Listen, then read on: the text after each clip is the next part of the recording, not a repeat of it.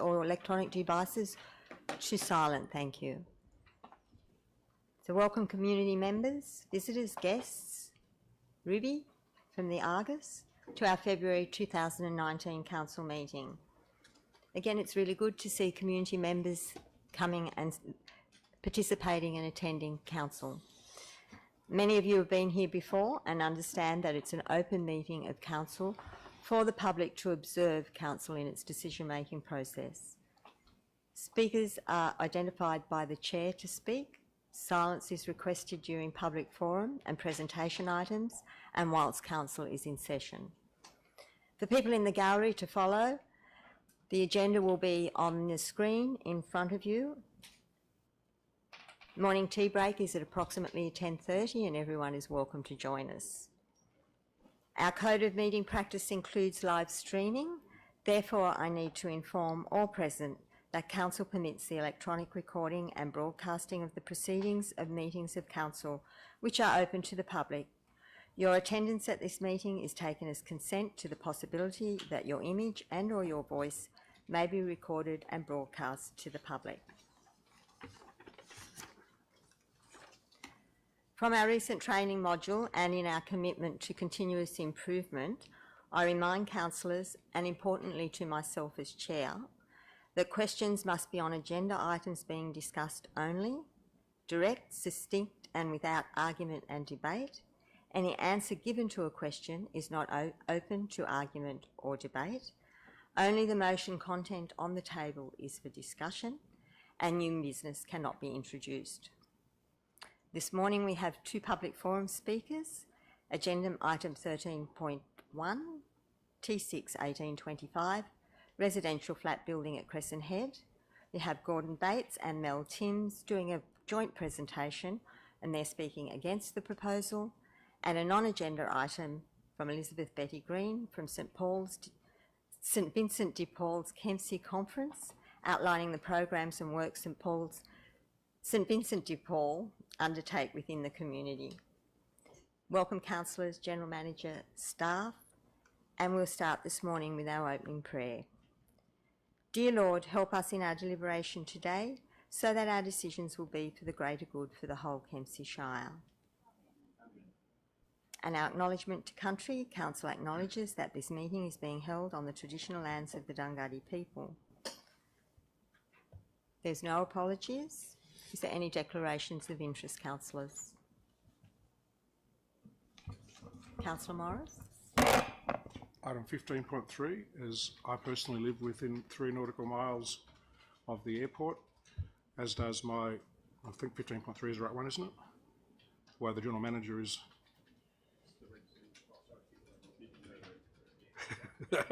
15.3, and my mother-in-law and brother-in-law likewise live within that distance, and so does my daughter and her husband.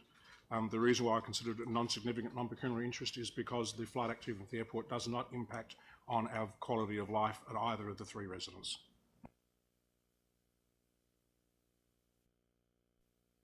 Madam Mayor, just... Councillor Patterson. Thank you, Madam Mayor. Just a question through the General Manager. Being that I believe the nautical miles does encroach to where I live, I believe. I haven't actually got a protractor out and measured it. But I just wondering, the question is, should I keep stating that each time we have a meeting on this? It's declarations of interest are totally at the discretion of the individual councillor to make the determination. The 3 nautical mile is it's not a statutory distance. I think it's something that Councillor Morris is using, but it's not actually a statutory distance at all. So it is up to the individual councillor. Yeah, thank you. Any other declarations of interest?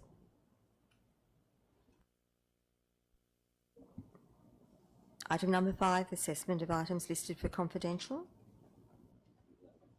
Thank you, councillor. Second that. I have a mover, Councillor Williams, seconded by Councillor Saul. All in favour? Aye. Carried. Confirmation of minutes. Madam Mayor? Do I have a mover? I'd Councillor like to Patterson. move it with an amendment, Madam Mayor. Do I need a seconder? Yes, I'll take the amendment, councillor. I just need a seconder. Councillor Williams, were you seconding? Your amendment, councillor. Madam Mayor, I apologise for the late amendment, but I was looking at the exciting YouTube of the last meeting, and I noticed that both councillors Horville and Morris voted against item 2.018.346, which is the establishment of the Heritage Committee. The motion was that there be no Heritage Committee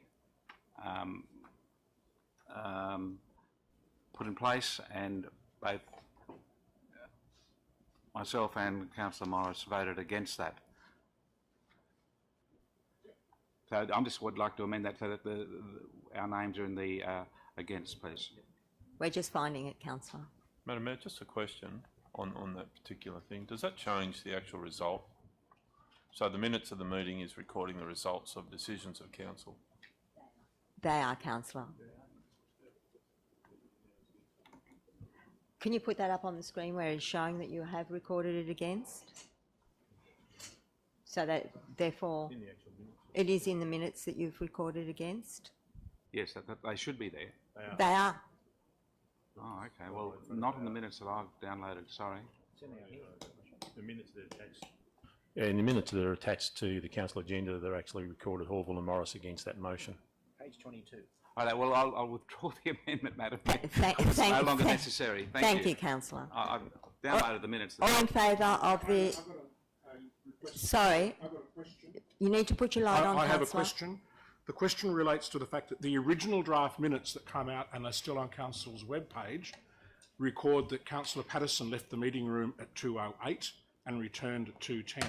The minutes that were distributed with the business paper that we are now voting on has had that annotation removed. I would like to inquire as to why that fact was removed.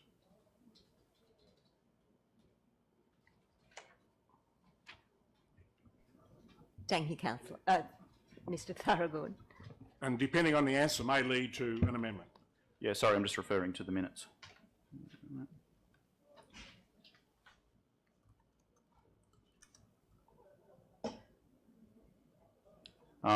If the annotation has been removed from the minutes, that was inadvertent. And yep, I would suspect that we will put it back. It was removed inadvertently. It was not meant to be removed from the minutes. Once again, Madam Mayor, has that changed the result of the council's decision? No, councillor. No, it doesn't change the result of the council decision, but it does change the recording as to Councillor, I who was did in the not... meeting room at the time. You're At the same time, I would like to move an amendment then, Okay. and that is that I believe it is inappropriate that a councillor is being recorded as having voted against a motion when they were absent from the meeting room. That happened on 5 occasions, Madam Mayor. And at the same time, because at 2:05, Councillor McGinn and Councillor Patterson moved the consensus motion. At 2:08, Councillor Patterson left the room. At 2:09, the motion was put. At 2:10, the Mayor confirmed that Councillor Patterson was absent. And at 2:10, Councillor Patterson returned.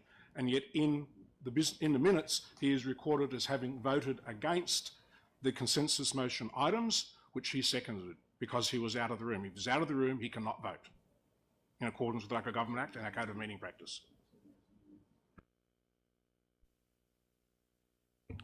We'll review that, and yeah, well, that's one of the reasons we can actually use the videotape. We'll go back and check that and update the minutes. Yep, we'll review that. Yeah, yeah. He may be in the room. He may have just been out of frame. Well, the Mayor confirmed that he was absent from the room. Yep, we'll check the video and confirm that with the council. And Madam Did that change the result of the vote? I put the... Madam Mayor, may I also ask a question? Councillor Patterson was shown to be out of frame from 2:11 to, or 11 past to 18 past, so he left his seat twice.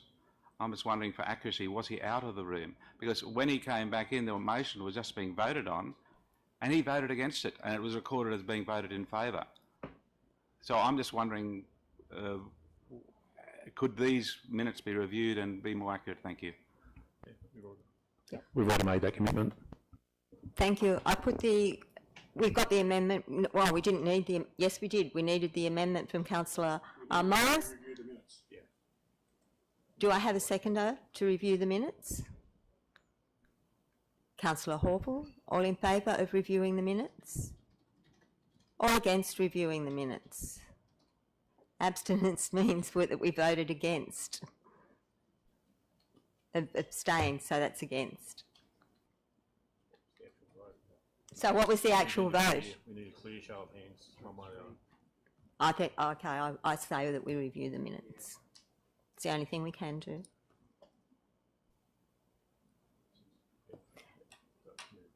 Thank you.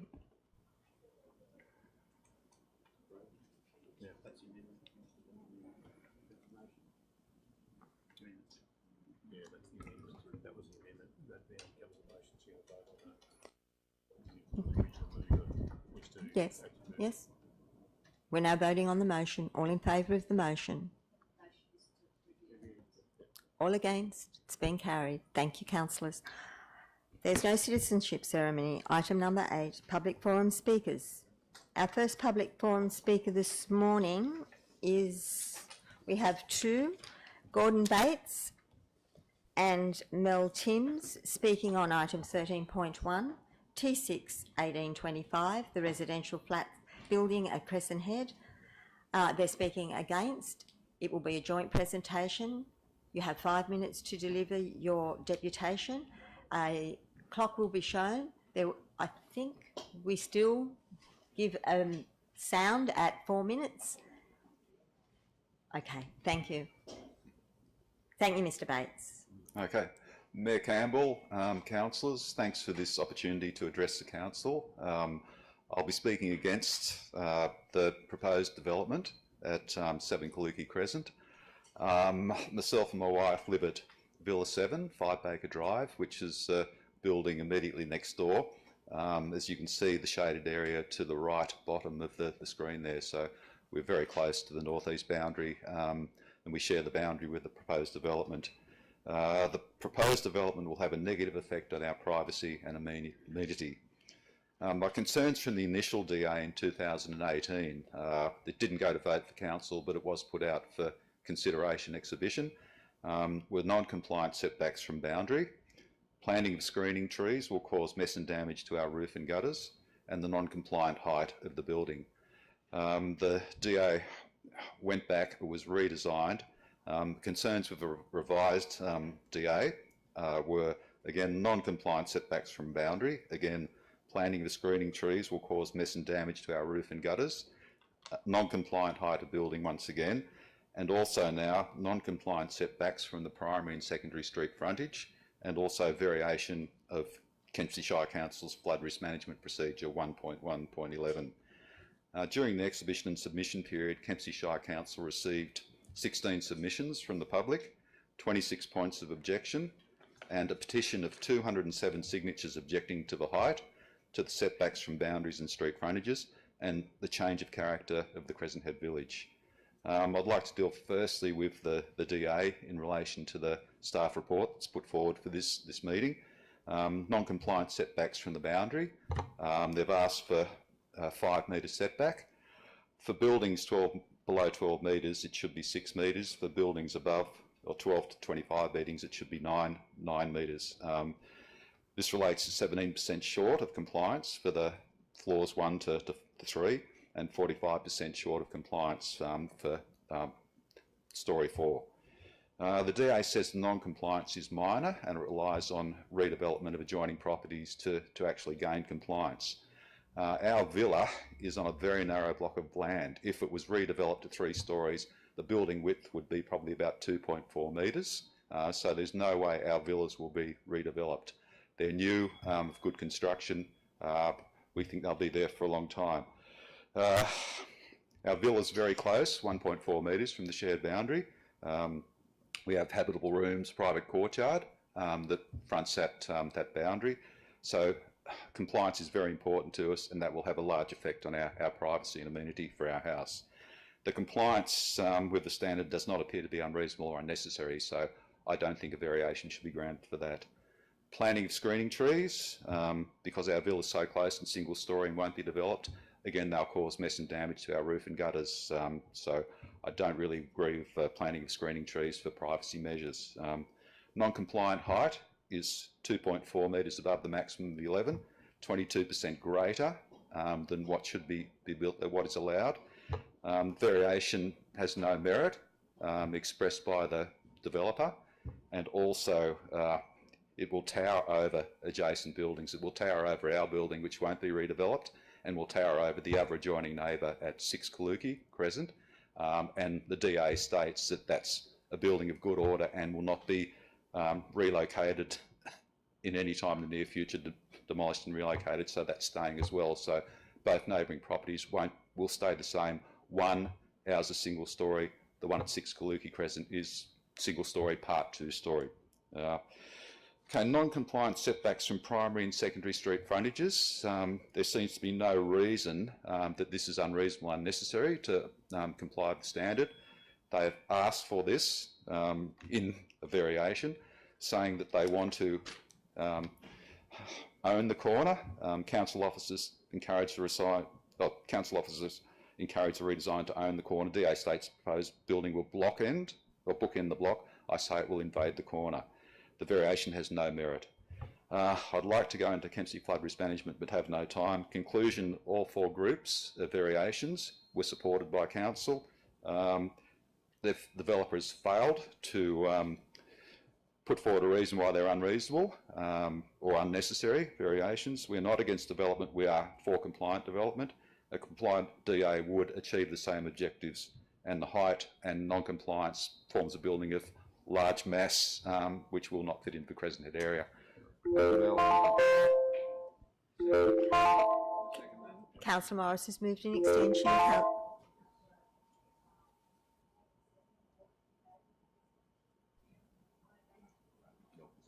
Extension's being. You may commence. Hi, my name is Mel Timmins. I'm a resident of Crescent Head, and I'm here today to represent Crescent Head Community Preschool as their Management Committee's Vice President.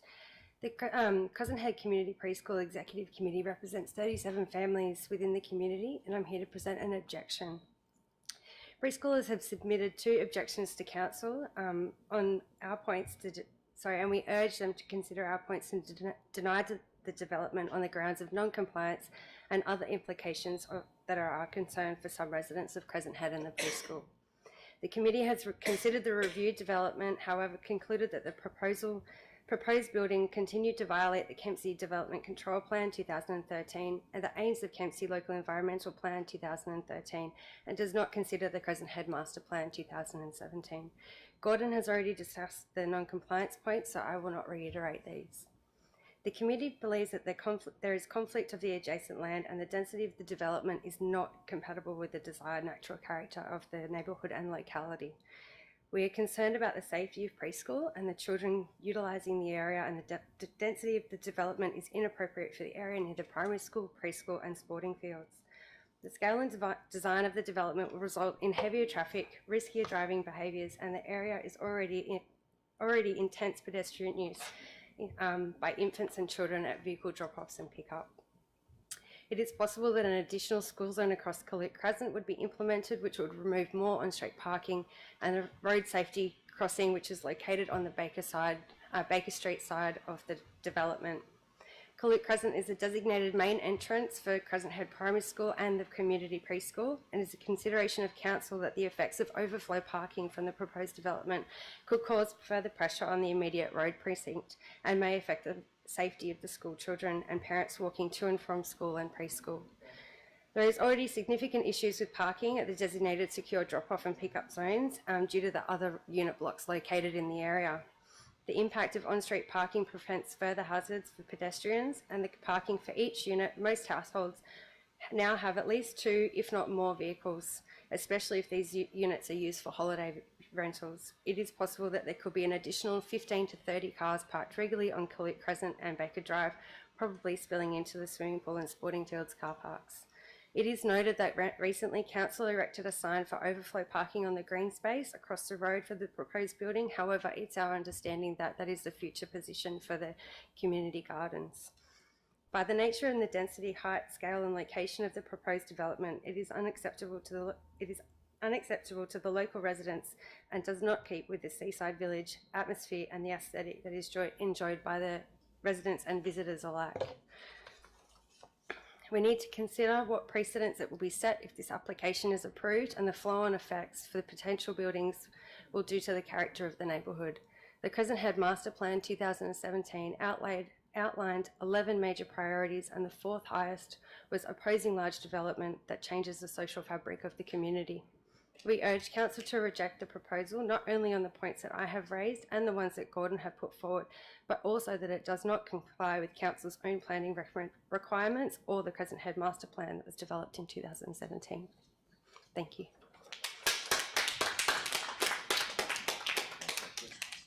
Thank you. If you'd like to, is there any questions from councillors?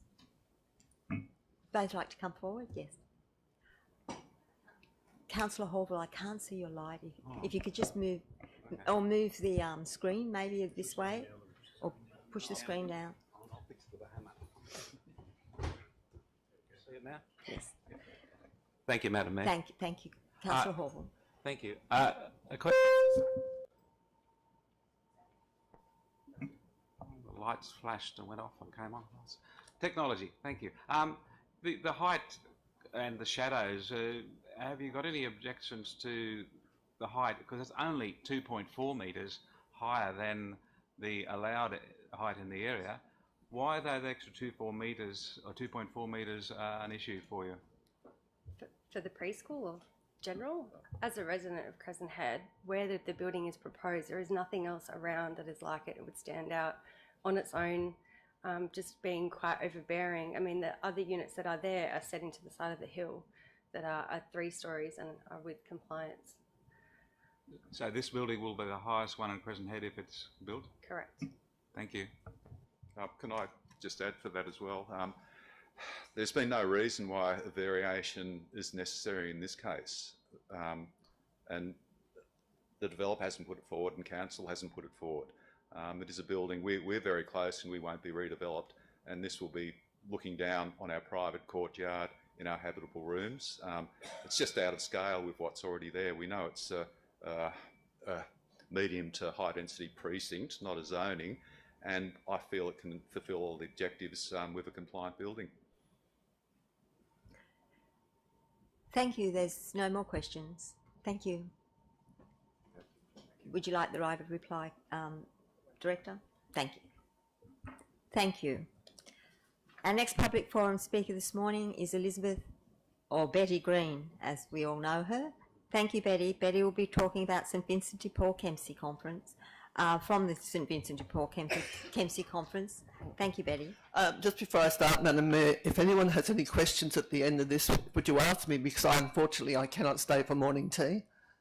Okay. Thank you. Right. Okay. Thank you.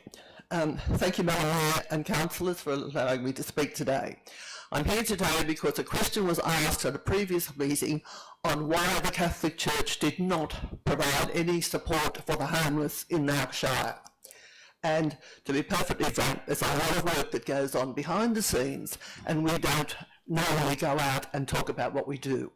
Maybe that's a problem for us. We might need to start beating our drum a bit more.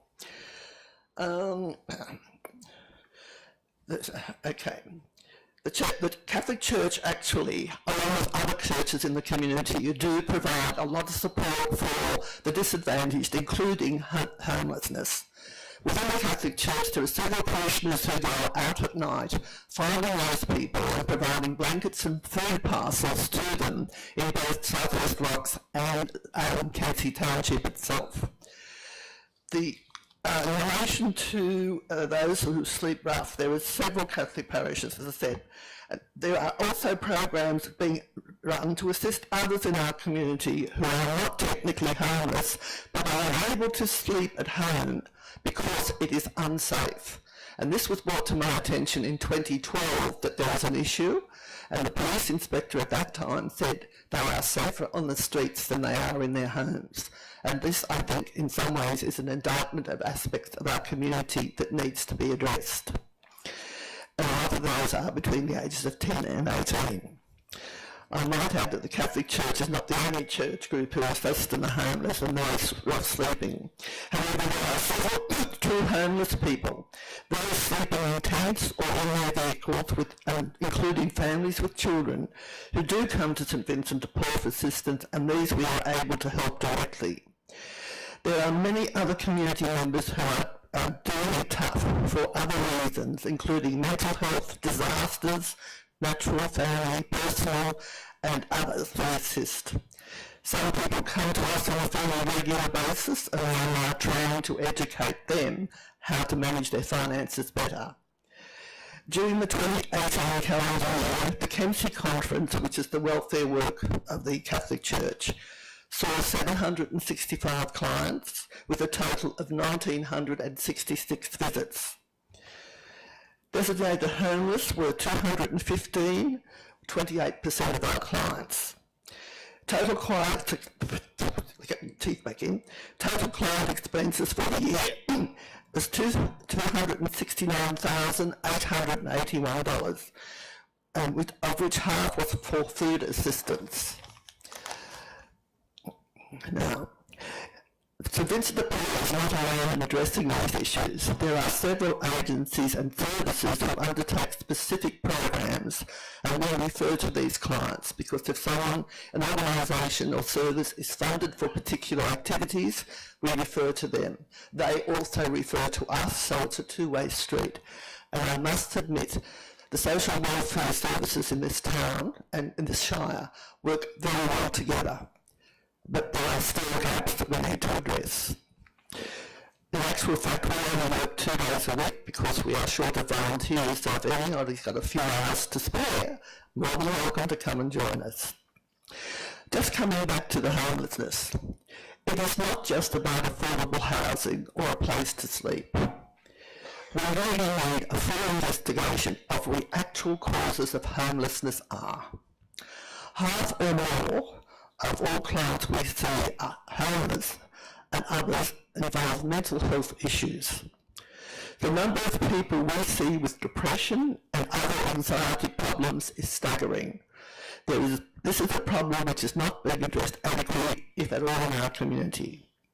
What is needed is a fully integrated, comprehensive community mental health program which supports individuals.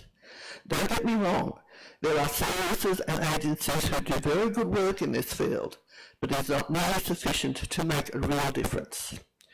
Anybody needs more information in relation to St Vincent de Paul, you can go to our website, www.vinis.org.au. Has anybody any questions? Thank you, Betty. Councillor Horble. Madam Mayor, through you, I'd like to ask a question of the General Manager. Is St Vincent de Paul and other organisations going to be invited to that gathering of the community organisations that will be dealing with the issue that came out of Councillor Baxter's motion? Yeah, I understand that the general service, not-for-profit service sector will be invited to that meeting.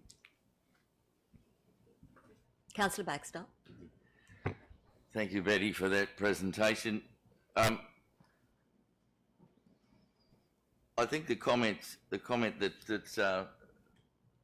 was made some time ago about the church hall and whether the church hall could be opened up for homeless people of a night, and I think the answer from the parish priest was insurance was the problem. There's a whole range of issues there. It's not just insurance, it's not just opening the hall.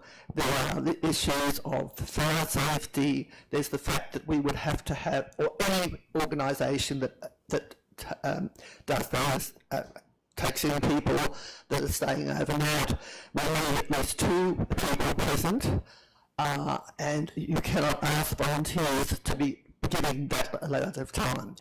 There is a hostel in Lismore, run very similar to Matthew Talbot in Sydney, but they have specific funding to run that.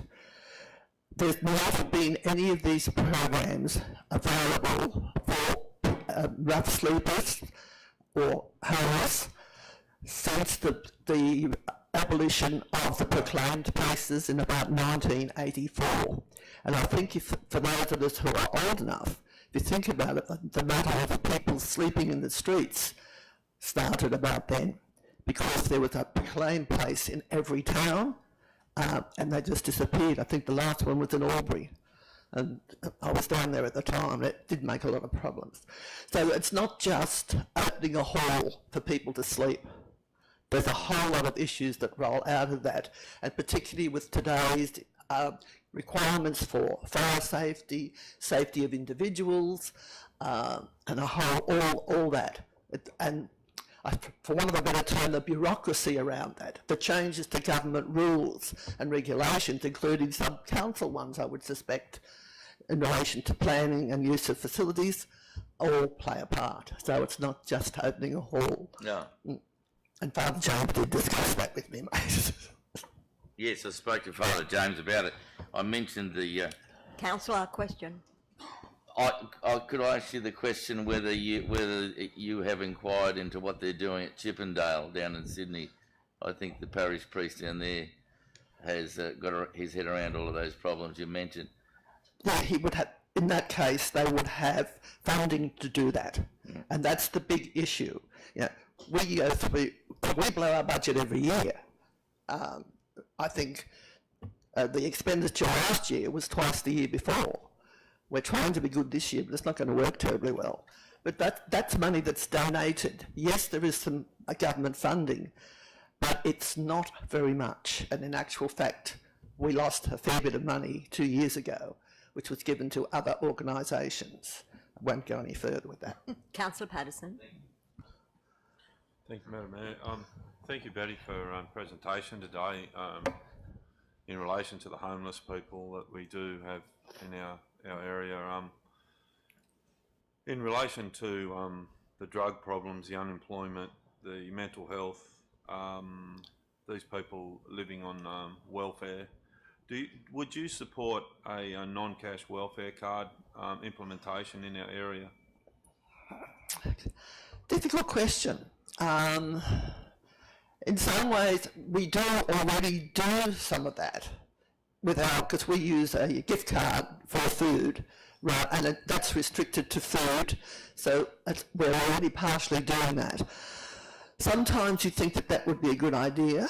We get back to this issue of labelling people. I don't know. I suppose labelling people is not the issue, really. I think, coming back to your question, Councillor Patterson, I think I would support it, to be perfectly frank. Yeah. Looking at what we do and the hours we spend there working with people, because our motto is a hand up, not a hand out. Some people like the hand out bit, but we're trying to, as I said, wean them off that. So yes, I would support that. Thank you.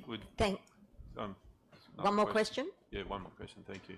Betty, would you be able to get together with the Catholic Church and the other representation, the people who represent the welfare of the homeless, and put that towards our local member, federal and state? We already had a meeting. With both our federal and state members. The neighbourhood centre meeting, which is the quarterly meetings tomorrow, with all those representatives there, I could raise that. I've got no problem with raising that. We've raised it with Luke, we've raised it with Melinda. Yes, and I think, well, to be perfectly frank, the whole of the social welfare financial system needs review big time. There are a lot of warts in there and a lot of issues that need to be addressed with the amount of funding that goes into it and the amount individuals receive. A new start, particularly for people who lose their jobs and have families and mortgages, is totally inadequate. One more question, Madam Mayor. Thank you. It's just along the same lines. Betty, being on the pension, do you understand how much money or do you think that the money that's given to people who are on the pension, sickness benefits, carers allowance, etc., is enough money to exist in a low-income area? Yes, it can be. But you have to look at how that, and this is where we're looking at training, educating people in how they can manage their money, not expecting someone else to keep topping it up.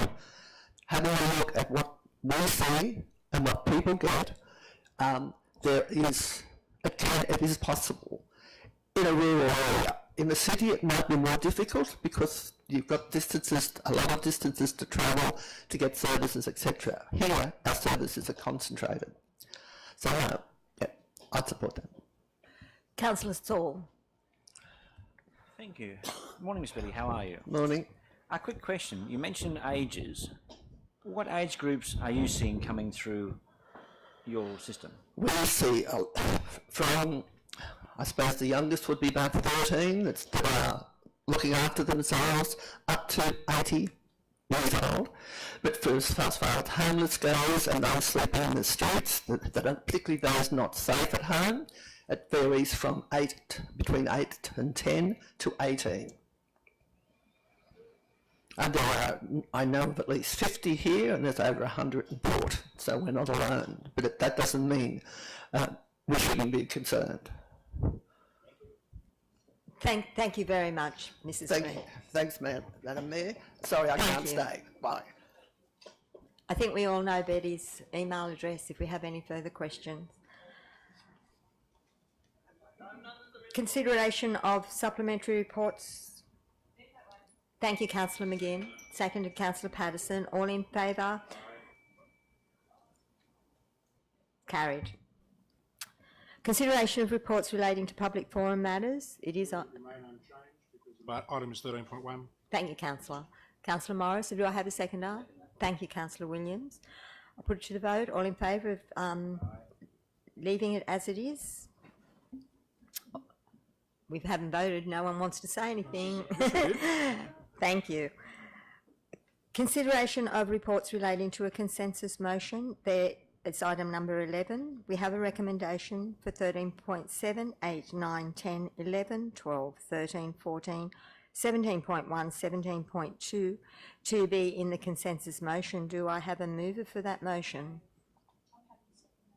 So it's been moved by Councillor Shields and seconded by Councillor McGinn. Do I have any debate? Could I withdraw items, please, Madam Mayor? We need some withdrawals. Withdrawing item 13.8, 13.9, 13.10, 13.11, 13.12, 13.13, 17.1, 17.2.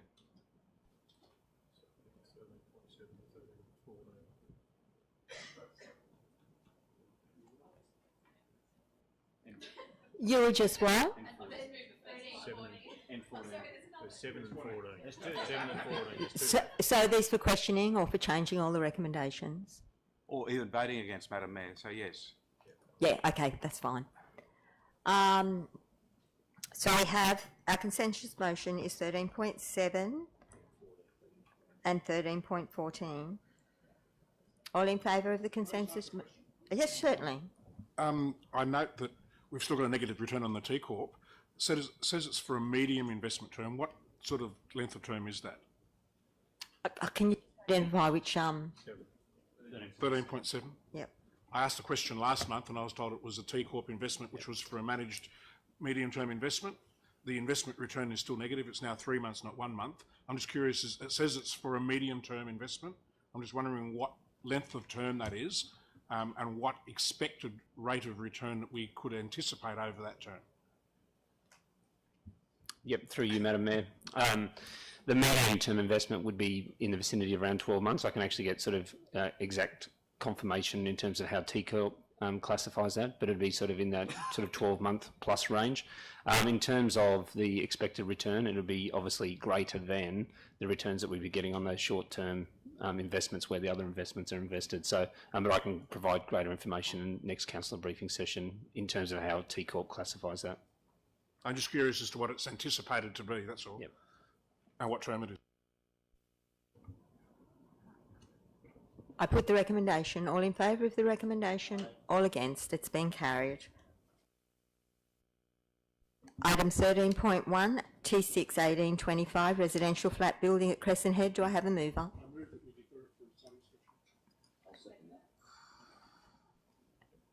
We have it moved by Councillor Morris. Do I have a seconder?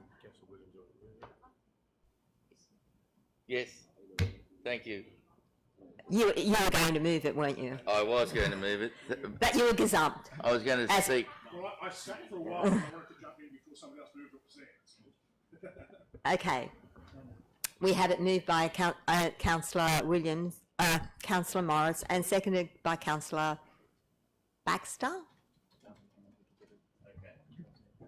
All in favour? Question. Madam Mayor, can we just clarify that? I understand that deferral is until the March council meeting?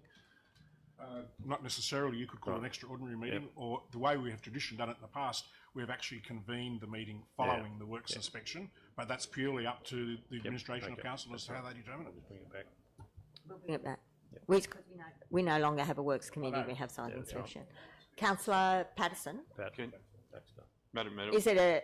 is this discussion? Because we have a recommendation that says that we defer it until site inspection is undertaken. So the debate is now about whether we do or we don't have a site inspection. Okay, so questions can't be asked about the actual notice of motion to start with. That's not what's in front of us now. Yeah. Okay. I just, Madam Mayor. my question You was, can ask the questions on site. okay, my question was to the director, just in relation to some of the questions that was asked at public forum. Yes, thank you.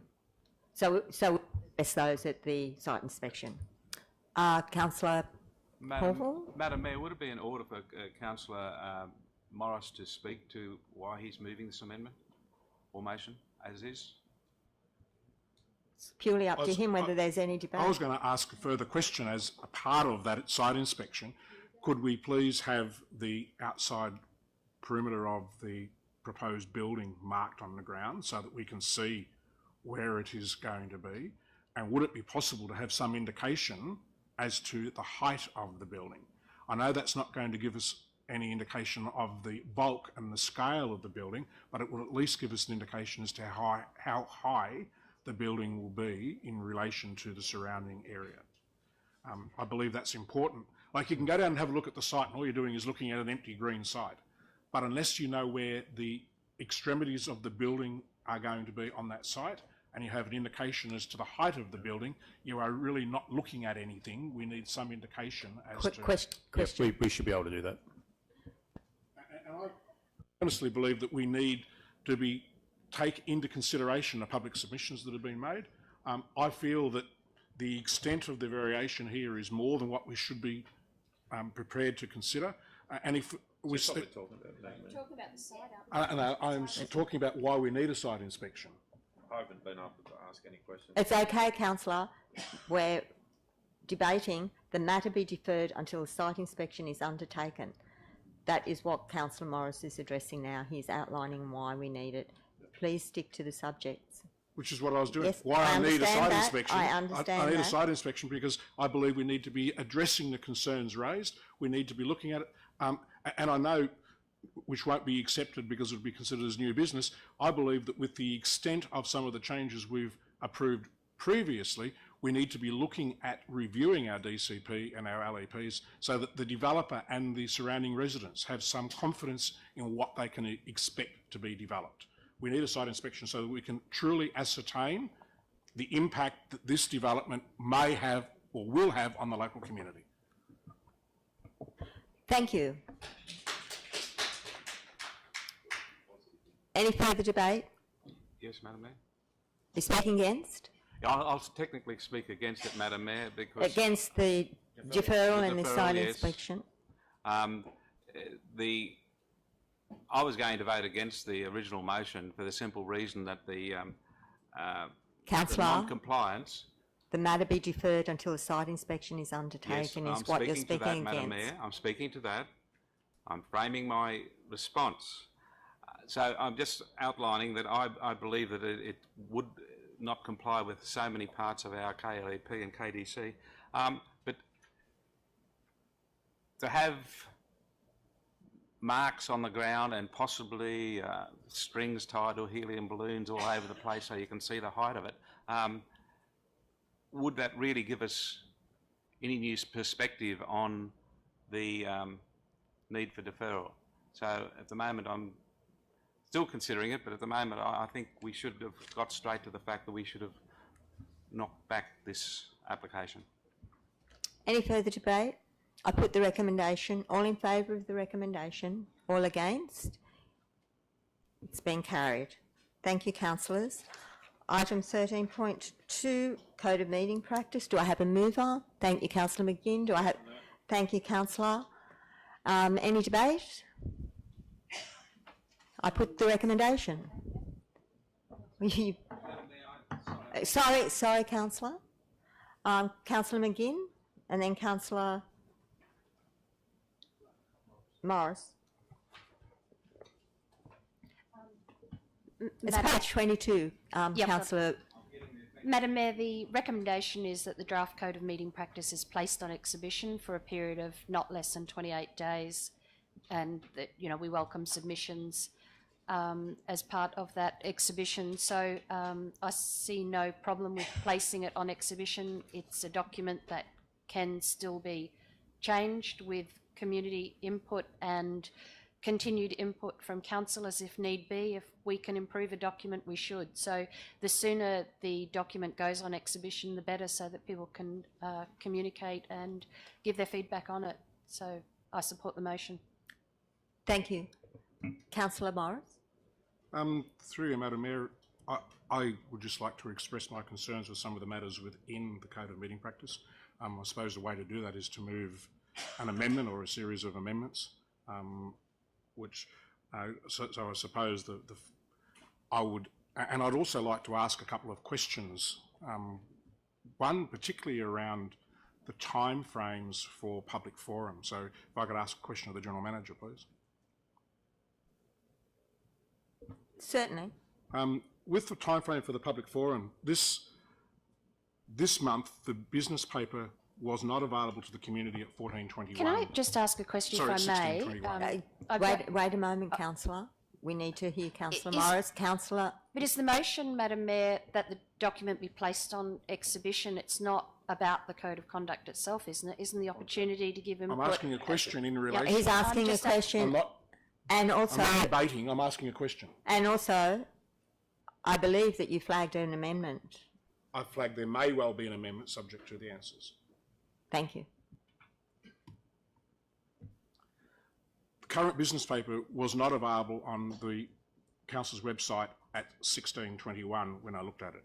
Under the new Code of Meeting Practice, a person would need to apply to speak at the public forum 2 business days before the public forum, which will be at 4:30 or 16:30 on a Monday afternoon.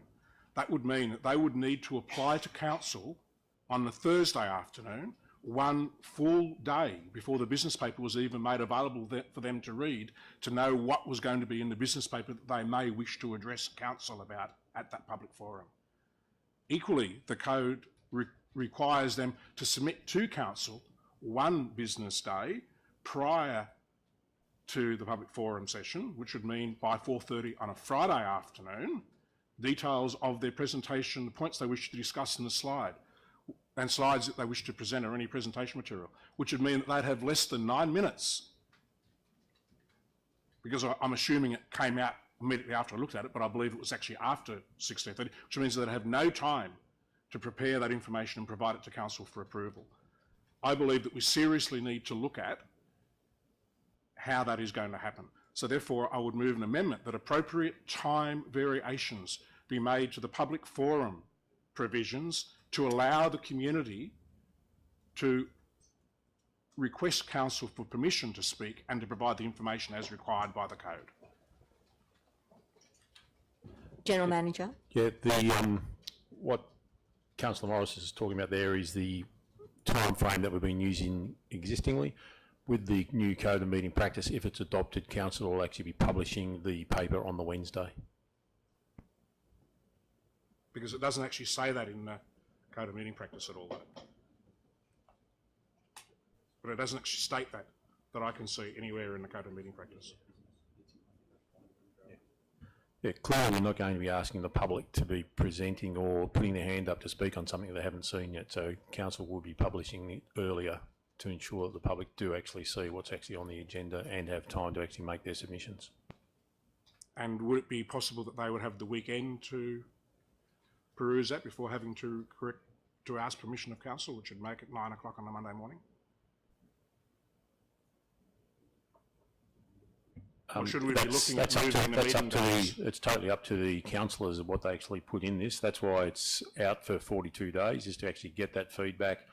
Council and the community can actually provide that feedback. Council can then take that into consideration and then determine what they wish to do. This is simply a draft, and it is there to actually make those modifications. Whether Council is of the mind to try and make some of those on the run now, or actually put it out on exhibition as it is, and then have that considered responses and take some considered time to determine what they do with it, is up to the Council. Can I, just before we go on, can I ask a question of our manager, Mr. Thorogood? After the Council's lengthy workshop that we've had on this, were what we were proposing sent to, or has this been run past the Office of Local Government? This draft, yes, has been submitted to the Office of Local Government. There was some specific comment we drew from them on particular clauses and the wording of them, and we also asked them to provide any general feedback they have. So they have provided feedback verbally on this draft, and they're satisfied with it. And the feedback was? The feedback was that they were happy with the code, that they were happy with the way that we had adopted the optional clauses, and that they didn't see any issue with any of the items which were in the draft. Thank you. Councillor Horville. Madam Mayor, through you, I'd like to ask a question of the General Manager. Basically, the major change coming through in this draft is the change of public forum to the day before a council meeting, and to get true response from the community. What is the plan for us to make sure the community knows these issues, or will it just be hidden? No, not hidden. It'll be just left in the draft.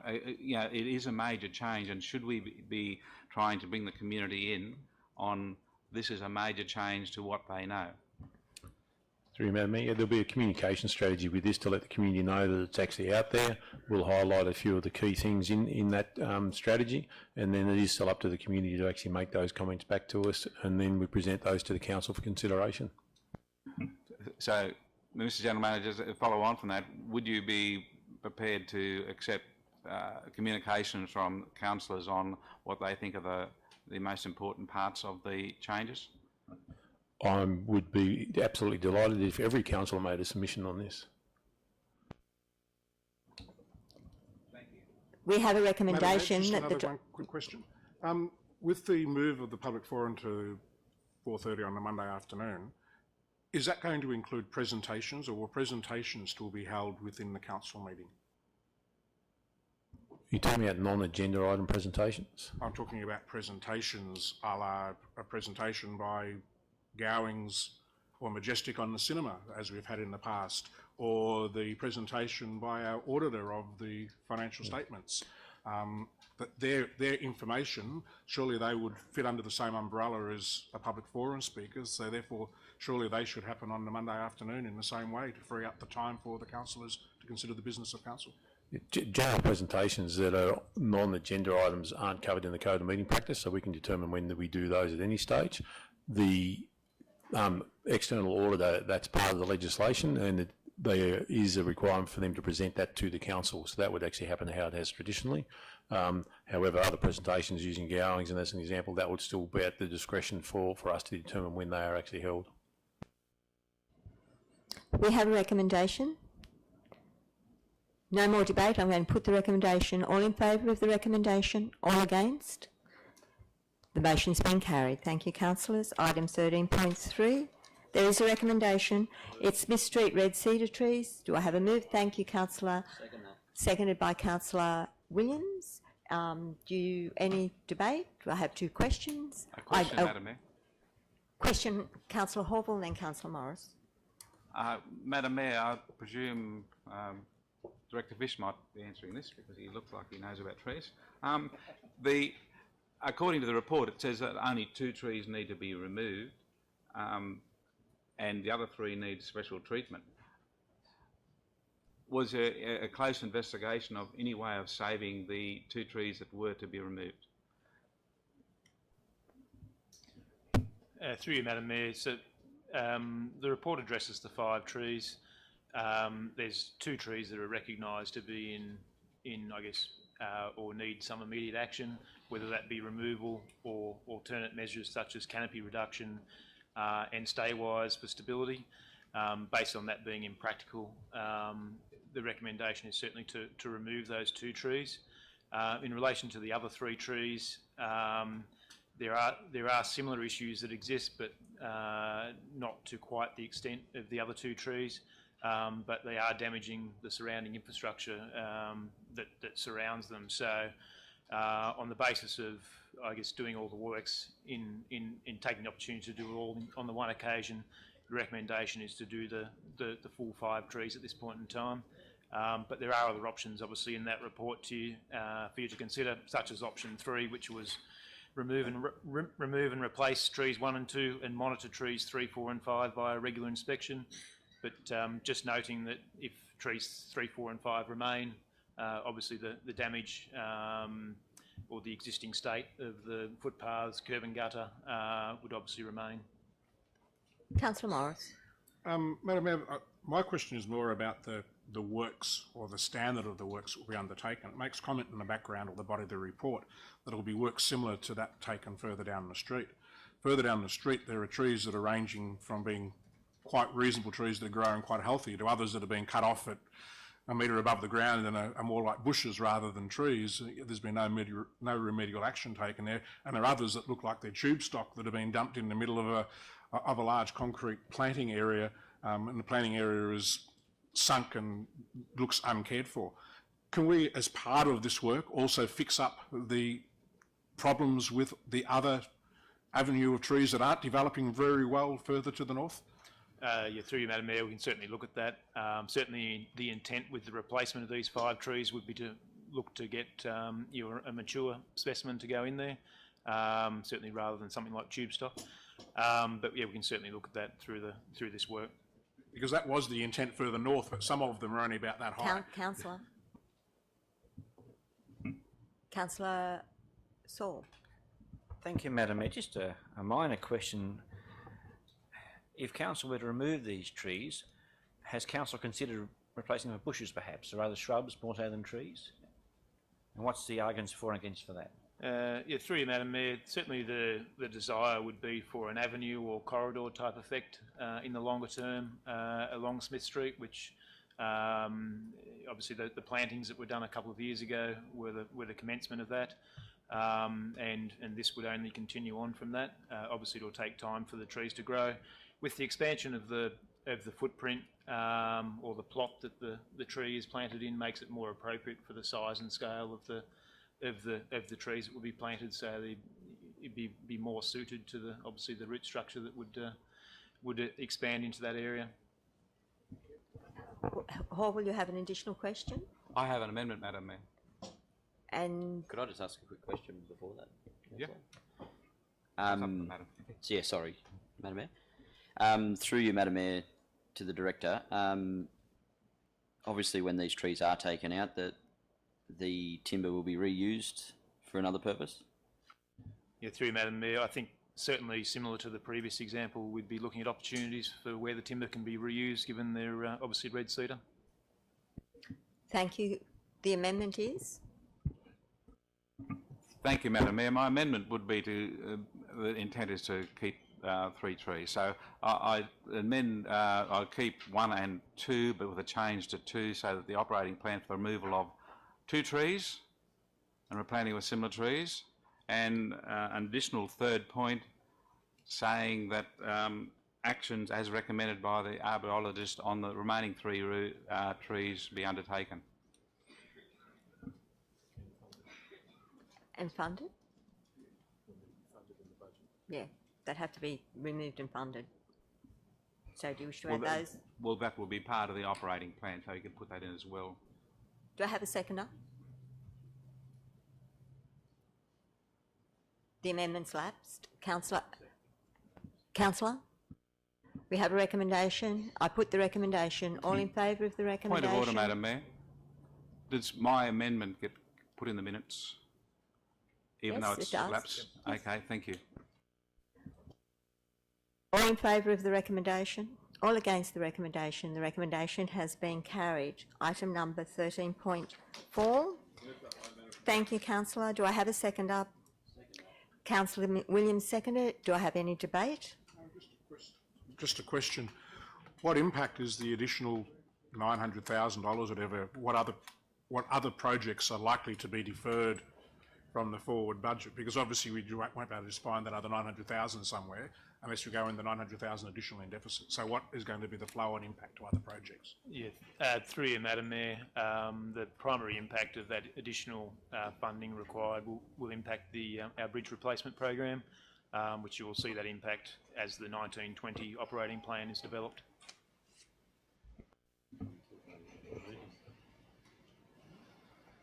Thank you, Madam Mayor. Just a question regarding the communications plan. Obviously, once the decision is final, there'll be a new communications plan going out to the public.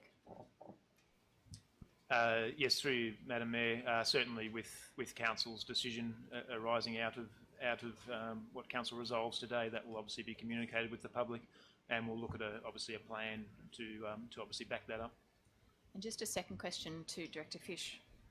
Considering that the actual construction work is likely to start in June of 2019, is that related to in time restraints? Literally, we can't get the approvals, the tender process, award the contractor in that time, as such we can't do it any earlier, or is it to do with the budget that we have, that we need the remainder of the budget to be allocated in the next financial year?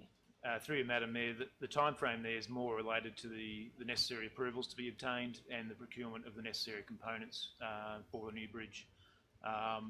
The allocation of the additional funds should really meet the timing, I guess, of the actual works, but it's more to do with the approvals and procuring the components. Okay, thank you. Councillor Patterson, and then if you additional question, Councillor Hawken. Councillor Madam Mayor, through you to Director Fish, could you elaborate on the design, the materials possibly that will be used in the new bridge? Through you, Madam Mayor, the structure that we'll be looking at would be a fiberglass structure similar to what's at Point Bryna. The look of the bridge, based on the heritage advice we've received, will be to have a similar look to the existing bridge in terms of profile and colours. I think, does that answer your question? And sorry, the width of the bridge will be, I think it's 1.8 metres between handrails is the current plan. The proposed lifespan of the new material compared to the existing? Yes, through you, Madam Mayor, the existing obviously bridge is constructed of timber. The fiberglass materials will obviously have a longer lifespan than the existing structure and have be significantly less in terms of maintenance needs. Councillor Hawken. Thank you, Madam Mayor. Through you, a question for Director Fish. Director Fish, I've got a question that I can put on notice, but you possibly could answer it now. The question on notice answer in December Council stated that the design and investigation work is in progress for the footbridge. What investigation work was undertaken before the 12th of December 2018, and what was the time frame of that investigation? Through you, Madam Mayor, I guess the within this council report, this item 13.4, there's a history provided there in terms of the investigations that have occurred. We've been formulating the estimate, developing up the design based on the plan materials, and commence making some inquiries in terms of the necessary environmental approvals. Okay, well, a follow-up to that, thank you, Director Fish. When that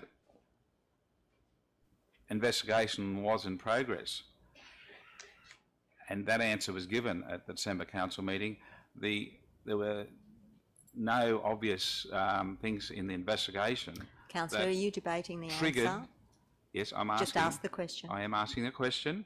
I'm framing the question, Madam Mayor.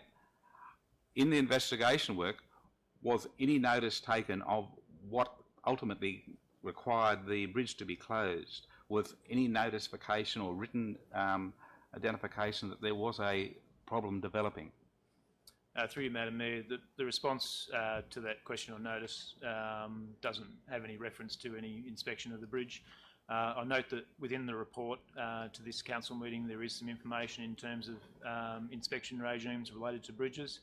Obviously the identification of the issues with the existing bridge identifies a deficiency in terms of not having that identified obviously earlier rather than later. So we are looking to rectify that. Thank you. Can I just add to that, Madam Mayor, that the investigations that refer to this aren't about investigations into the existing bridge, it's actually investigations into the new bridge. Thank you. We have a recommendation. I put the recommendation. All in favour of the recommendation? All against the recommendation? The recommendation has been carried. 13.5.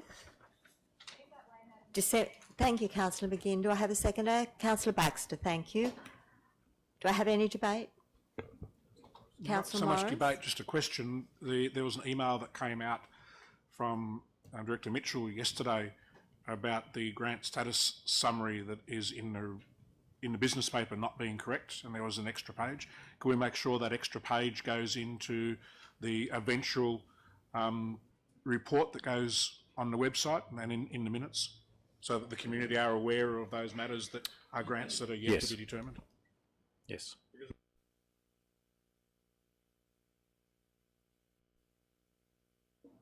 We have a recommendation. I put the recommendation to the vote. All in favour? All against? The recommendation has been carried. Want us to vote to do it again? All in favour? All against? The recommendation's been carried. Item 13.6, Australia Day, there is a recommendation. Do I have a mover? Thank you, Councillor Patterson. Do I have any debate? Councillor Horval? Madam Mayor, I have a question, please. On the recommendation C, it says Council continues to offer citizenship candidates the opportunity to participate in citizenship ceremony on either Australia Day or the 25th of January as part of the Australia Day award ceremony. My question is, and I don't know who would answer it, but what was the time and place offered to citizenship candidates to be inducted on the 26th of January? I don't recall the exact details, but they were actually offered to have a ceremony specifically on Australia Day. And what's being proposed here is in line with the council resolution last year that council continue to offer the opportunity for residents seeking citizenship to have a ceremony on Australia Day. The nature and the timing of that would be up to the council to determine, should that occur. So they weren't offered a specific date and time and place?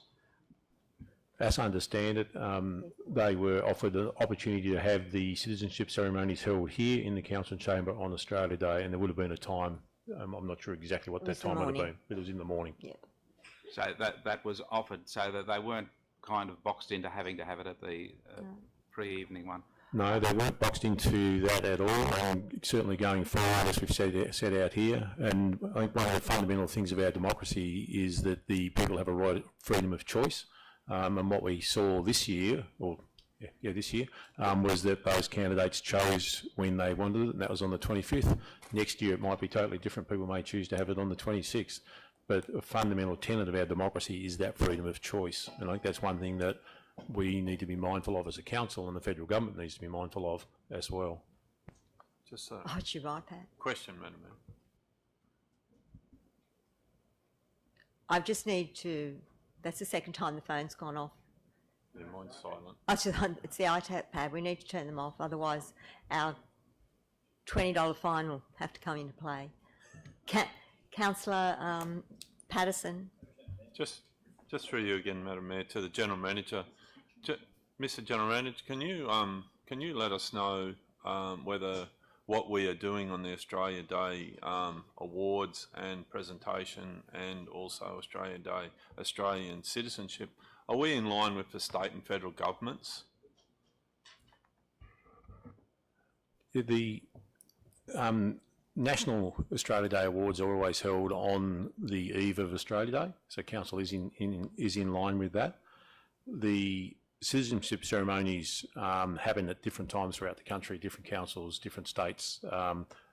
There are a whole range of them done on Australia Day. There's a whole range of them done on Australia Day Eve. So we're not out of step with what the federal government is currently requesting or with the practice. What's happened this year, there were some changes made, that there was certainly some feedback from the community that we could do things better, and hence what we've put up here is recommendation 1 deals with the request from the federal government for feedback on what's being proposed. So we provide that feedback. And recommendations 2 and 3 really deal with, let's have a really good look at how Council runs Australia Day, the award ceremony, the nominations, the citizenship ceremony. Let's get some feedback from the community on that, and also let's set up a system that involves the community a little bit more in that. So recommendation 3 is that we'll actually put out to the community now, and over the next couple of months ask for ideas about how they would like to see Council and the community celebrate Australia Day, what that might look like. So, you know, we use funds now for the Australia Day Awards on Australia Day Eve. If we use those funds differently, what might it look like? And get some feedback from the community on that. Recommendation 2 is that we actually bring back a report to Council, and what we'll be looking at doing there is a new terms of reference for the Australia Day Committee, including community members on that Australia Day Committee, and also eligibility criteria for the Australia Day Award, so that's much clearer, and also a very clear process on if and how people are notified of being nominated. So as an example, with the state and national awards, the only nominees who are actually notified are the ones who are actually shortlisted as finalists. All other nominees are never actually notified. So do you follow that sort of protocol that is actually the established protocol at the national and state level or not? So we'll come back with some criteria and some processes in that report. That can then also go back out to the public for some more time and some consultation with the public on the makeup of that committee, the nature of the committee, the terms of reference, etc. Yeah. Thank you. Councillor Horval. Thank you, Madam Mayor. In reference to the need for consultation with our community, Madam Mayor, the crux of the issue with Australia Day and the feedback I've got is the fact that nominees were not named, not all of them, some were. Who made that decision not to name them, please, Madam Mayor? And I was anticipating that. Yes, I take full responsibility for what happened on the Australia Day event, as I should, because it is the event that I host. I acknowledge and understand that the feeling of some of the nominees that were not acknowledged on the night, however, they were acknowledged by a letter from me that they were nominees. And I apologise, and have done, for any disrespect that was shown to them on the night. That was totally not intended. We had changed policy, and as we've said before, when you change policy on the run, it generally doesn't end up good, which is hence why we need to redo what we have been doing. We've been doing the same thing for a considerable time as far as the Australia Day goes.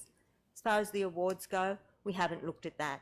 We do need to broaden the committee, and we do need to look at it.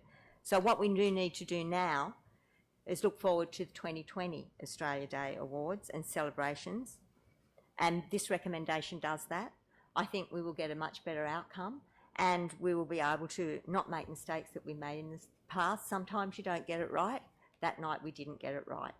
However, it's happened, we apologise for it, and we need to move on. We have a recommendation that I hope that the community will see Australia Day 2020 in a much more celebratory way. Thank you. And Thank you, Madam Mayor, and congratulations on your statement then. we're moving on, Councillor McGinn. Oh no, Councillor Shields. Thank you, Madam Mayor. I'd just like to make a comment regarding point 3. I think it's very timely. The Lions Club at South West Rocks just contacted me last week saying they are looking for a revamped format for Australia Day next year. Numbers have been kind of reducing. They'd said that, yeah, things were probably stagnating a little and they'd like to totally revamp Australia Day in conjunction with Council and to engage a broader aspects of the community. So that's great. Thank you. Yeah. Councillor Morris. Just a question in relation to point 3. We're going to seek feedback from the community.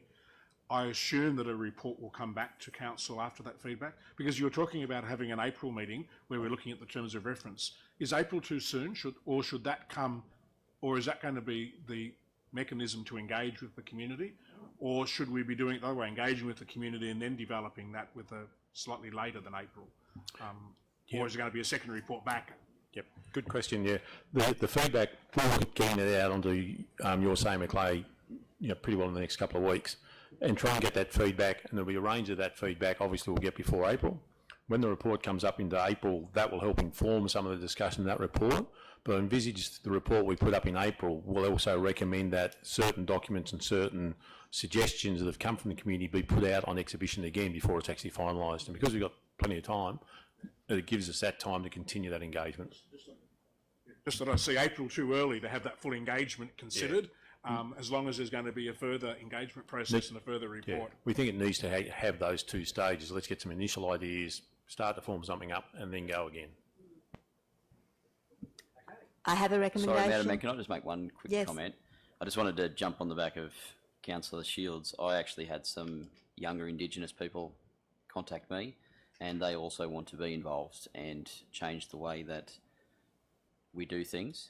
So I just thought it's relevant that I do mention that, because they will also like to have a massive part in how we change Australia Day. So, not the date, how we celebrate the day. So maybe we need a workshop with such groups rather than just relying on separate feedback. I think that's part of the planning. You tease more out of people when you actually have a face-to-face meeting and discuss I think that's part of the planning of what's going to happen to move forward. So out of all this, I think we will get a really much better result, and it will be something that the community will look forward to, and we will be able to recognise Australia Day 2020. I put the recommendation. All in favour? All against? Thank you, councillors. Item 13.7, we've done that one. 13.8, the code. Madam Mayor, I'd like to move that with an amendment, thank you. Yes, councillor. And basically, it's, the first point, that the Model Code of Conduct and Procedures for Administration of the Model Code of Conduct for Local Council of New South Wales be adopted. Number 2, that the clause on social media not be included and not considered or implemented until Council receives advice from the Office of Local Government on why it was withdrawn from the Model Code of Conduct. That's my motion. Do I have a seconder? Madam Mayor, I'd like to move the foreshadowed motion. The foreshadowed motion is the motion. You don't need to, because if the amendment is not seconded or voted down, it won't become the motion, and we'll go back to this. If someone seconds it, I'll explain why. It's been seconded. We don't need to. We need to. Oh, you can move an amendment if you want to change from the recommendation.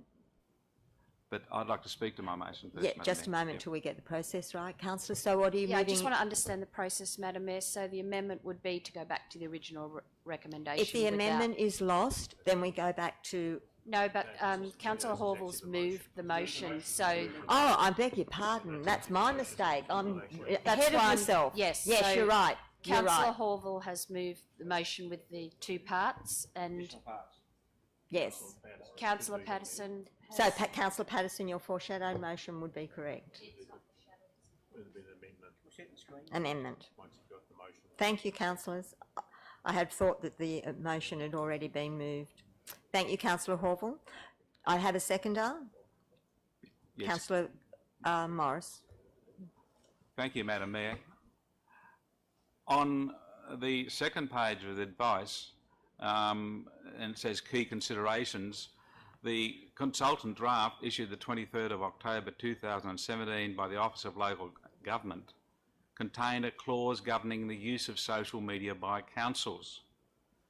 It then states, this clause has been removed from the final code. However, the Office of Local Government have indicated by circular that council should consider adopting this clause as a supplemental provision. And it then goes through all the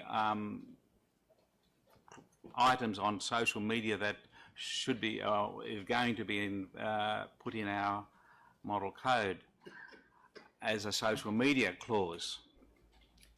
I would like to know, and I'd hope my fellow councillors would also like to know, what made the Office of Local Government withdraw this clause. They had it in the draft and then they've taken it out and said it's possible you could implement it. So there must be issues with social media and the implementation of this clause for them to withdraw it. So I'm asking that we don't include that at present. We get a reply from the Office of Local Government, we consider it, and then we may put it in.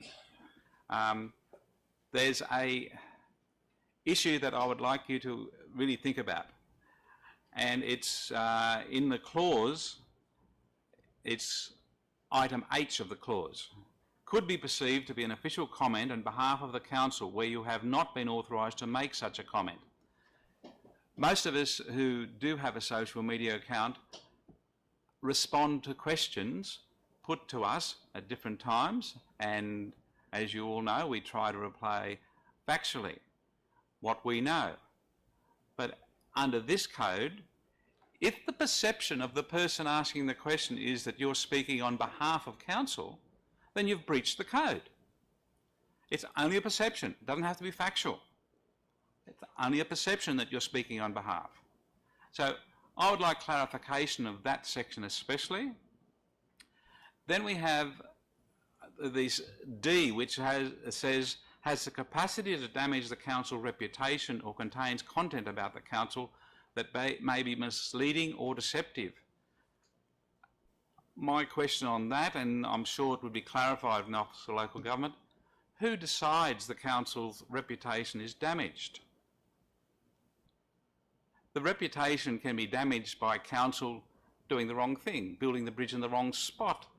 If we make a comment, it's in the wrong spot, or it hasn't been built properly, we're damaging the reputation and we're breaching the code. We can't agree with the community that comes up to us and says the airport should be at Belmore River. We can't say no to that because it might damage the reputation. So my point is simple. I would like clarification, and I'd hope you too would like clarification before we implement this, because there are issues involved in this clause that we need to consider carefully. Do I have any other debate? Mayor, can the GM comment on that commentary by Councillor Hall? Was covered under the workshop we did the other day. It's not in there already. Yeah, it's not. Yeah, so the actual clauses, if councillors are looking for them, are actually on page 46 of the report under key considerations. The draft as it is, or the model code of conduct that is forming the recommendation, does not contain those clauses at this point in time. And what we've highlighted there, it is up to the council, that the council may consider at the end of those dot point H, it actually says it's open to council to decide to include this clause or not. So at the moment it's actually not in there. So we haven't actually included it. It is up to the council to say, yes, we do want to put it in, or we don't want to put it in. We can actually follow up on Councillor Horville's comment and actually ask the OLG for some background understanding on why they withdrew this. And at some point in the future, council can actually put this in if it so chose. So what we're adopting doesn't have that included. No. Councillor McGinn. Can I just ask a question for clarification? I understood it did have the social media guidelines in. Can someone clarify that? Because we did a workshop the other night. I don't believe the General Manager was present, but we actually had a lawyer who specialises in this field who actually did present to those councillors that were present, and she recommended that it was of best practice. I'm not sure that was exactly her words, but it was certainly she encouraged us to include the social media guidelines in there, and she gave us actual examples of situations where people had commented. It was a very useful training that all councillors should have been present at, and if they had have been, they would understand why social media should be included in the code. Yeah, certainly the training was held, and at the moment this isn't included. From my perspective, I'd certainly be encouraging council to include it, whether they do it now or whether they do it after we get a response from the Office of Local Government about why it was pulled out. But certainly it plays such a significant role in our community, and as the leaders of the community in your role as councillors, it's really important that the use of this isn't hampered, but it's actually used appropriately. Yes, Councillor. Madam Mayor, can I suggest, being the seconder of the amendment, being that we had the model code of conduct, the first part that's there, that the model code of conduct and procedures for the administration of the model code of conduct for local council be adopted, and if the mover would agree for that amendment, just so other councillors know what direction I'm heading in, it also have added, and that the social media considerations be included. Yes, Madam Mayor, I do. Thank you. I'm going to put the amendment. The amendment was moved by Councillor Hawthorne. Sorry, I'm going to put the amendment. I haven't got it up on the wall yet. That's the motion. No, she's now got an amendment. So we need to put the amendment up.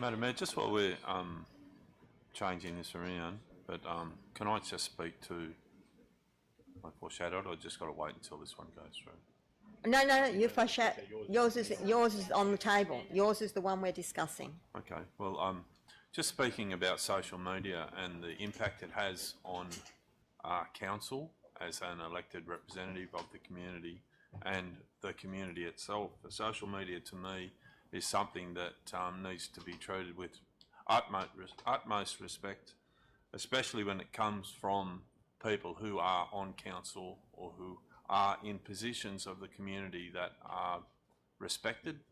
The misleading information and false statements that go on social media can snowball into people believing that they're truths.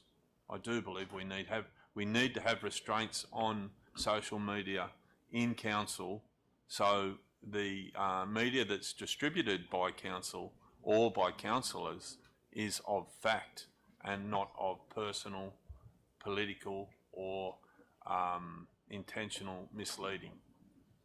It's a reason why I believe that this needs to be included.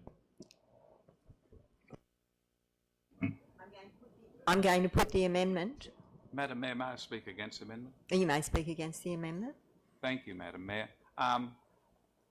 Once again, my original motion calls for more information. Here, in this amendment, the social media clause be included.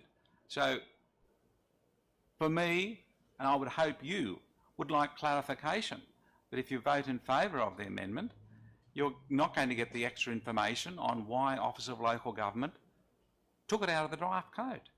There had to be a reason, and I think we should be informed before we make the decision. And I'm asking you to vote against it and keep the original motion, which gets us more information. I don't usually speak, but I am on this because we had a 2-hour workshop, as Councillor Mingin said, Councillor Horval, and it was outlined there, the very reasons why we should. Point of order, and Madam Mayor. something was, I'm speaking for the motion. But a point of order, you and Councillor McGinn have impugned those people who could not attend, and we didn't even get asked why we couldn't attend, and I would have attended if I could have. Also, you have got the information has already been sent to you. So we are all of the, well, I don't know because no one's voted yet, but me personally have taken what was said at the workshop, and I have no issue with why that was taken out and why we should put it back in, and why the Office of Local Government have left it to our discretion, as they have done in much of the Code of Meeting Practice, whether we do or we don't put it in. I'm going to put the amendment, unless there's anyone else who wants to speak. All in favour of the amendment? All against the amendment? The amendment has been carried. The amendment now becomes the motion. All in favour of the motion? The motion has been carried. Thank you, councillors. We'll now adjourn for morning tea.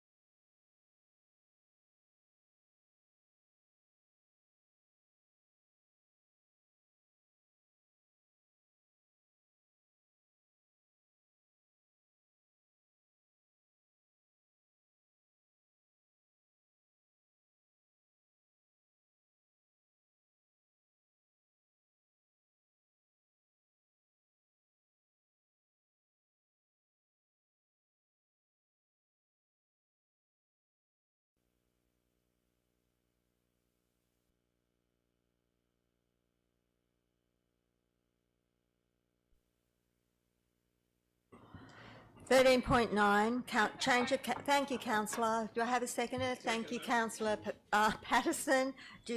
Any debate? Yeah. I put the Yes, Madam Mayor. Councillor I'm Hall. not going to be told that I can't debate something by another councillor. The light was on.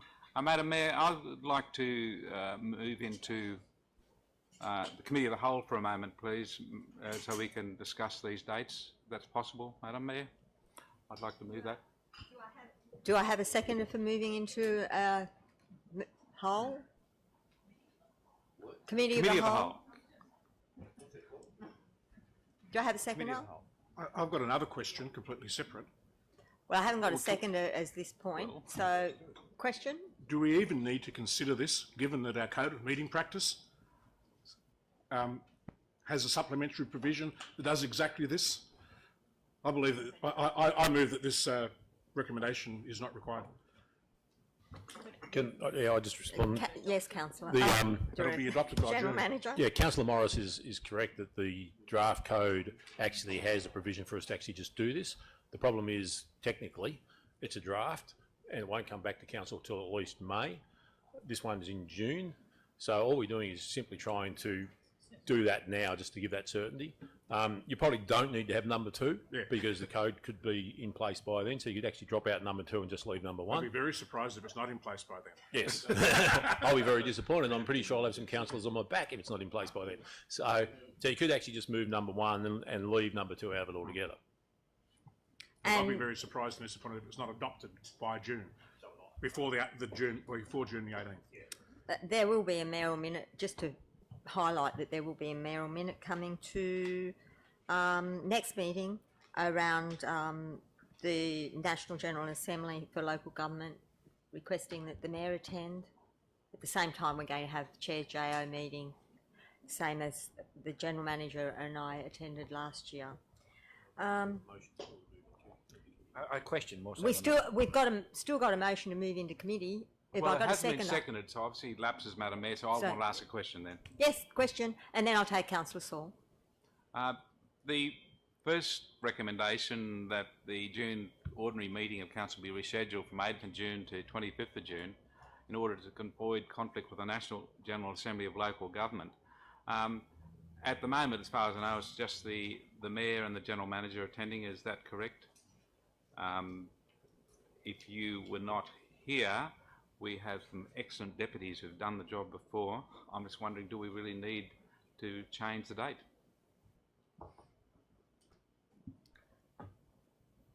The reason why we have done that in the past is, and it's normal with other councils, is that June is a vital meeting for council. We need the General Manager here. It's when we do our operating plan and our for the financial year. That's normal with not only this council, but with other councils, or most councils, actually.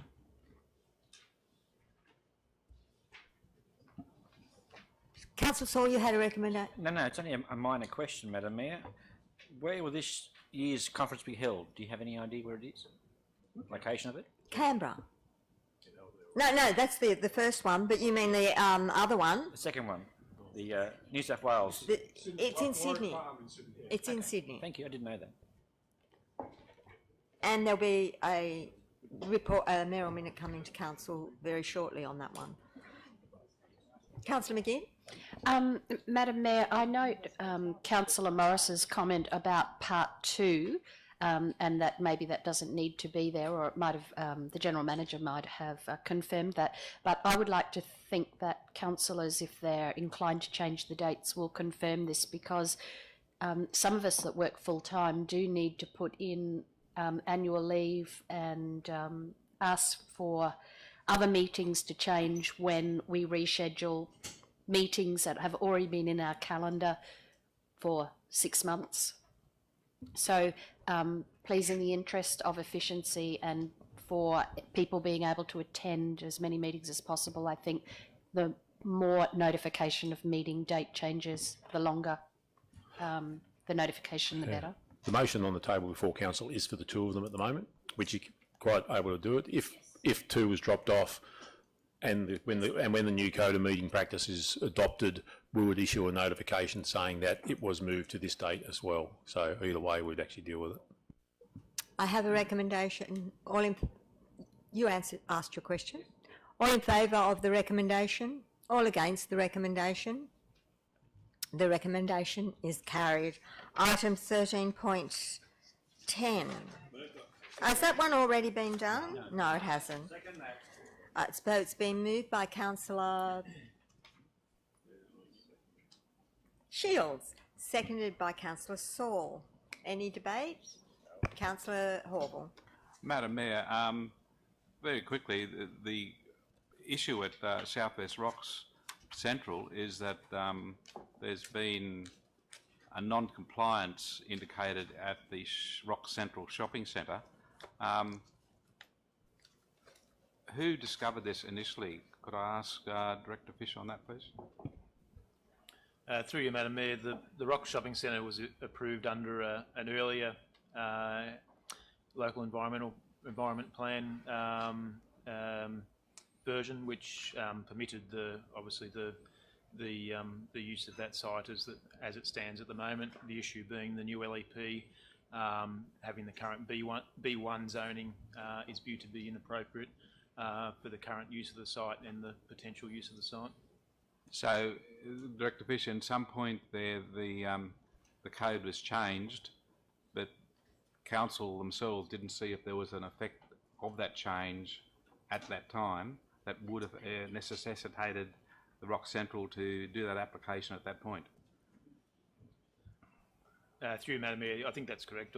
I'm obviously not aware of exactly the processes that occurred during the development of the current version of the LEP, but it's certainly, in viewing what's in this planning proposal, there's an anomaly that exists at the moment with that site. So it's unintentional non-compliance. It certainly wasn't a plan to go against the code. Through you, Madam Mayor, there's no non-compliance. It was assessed in accordance with the instruments in place at the time and approved. But now it does non-comply. Yes. Thank you. Councillor Shields and then Councillor Morris. Thank you. Through you, Madam Mayor, to Director Fisher. I'm sorry, this was probably covered at the briefing, but I had to leave early. What sort of time frame are we looking at for the planning proposal to go through? Through you, Madam Mayor, so depending on obviously Council's consideration of today, if the gateway is sought, that will be going to the Department of Planning and Environment relatively quickly, I would expect. It's then dependent on them to issue the gateway and then the public consultation to commence. You would expect a time frame of the order of 6 to 9 months, probably more like 9 months for finalisation of this one, subject to there being, if there's any concerns or various matters that come through the agencies or through the consultation period, those things can prolong the period, but yeah, probably of the order of 9 months. Okay, thank you, Director Fish. Councillor Morris. Two quick questions. One is a follow-on from the one that Councillor Shields just asked, and that is, in the interim of that 6 to 9 month period, they'll still be able to continue to operate as if they have under the old planning instrument? Yes, that's correct. And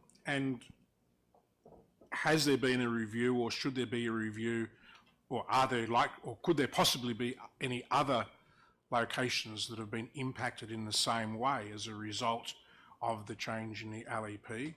And if there is, can they be reviewed and appropriate action be taken to correct those anomalies?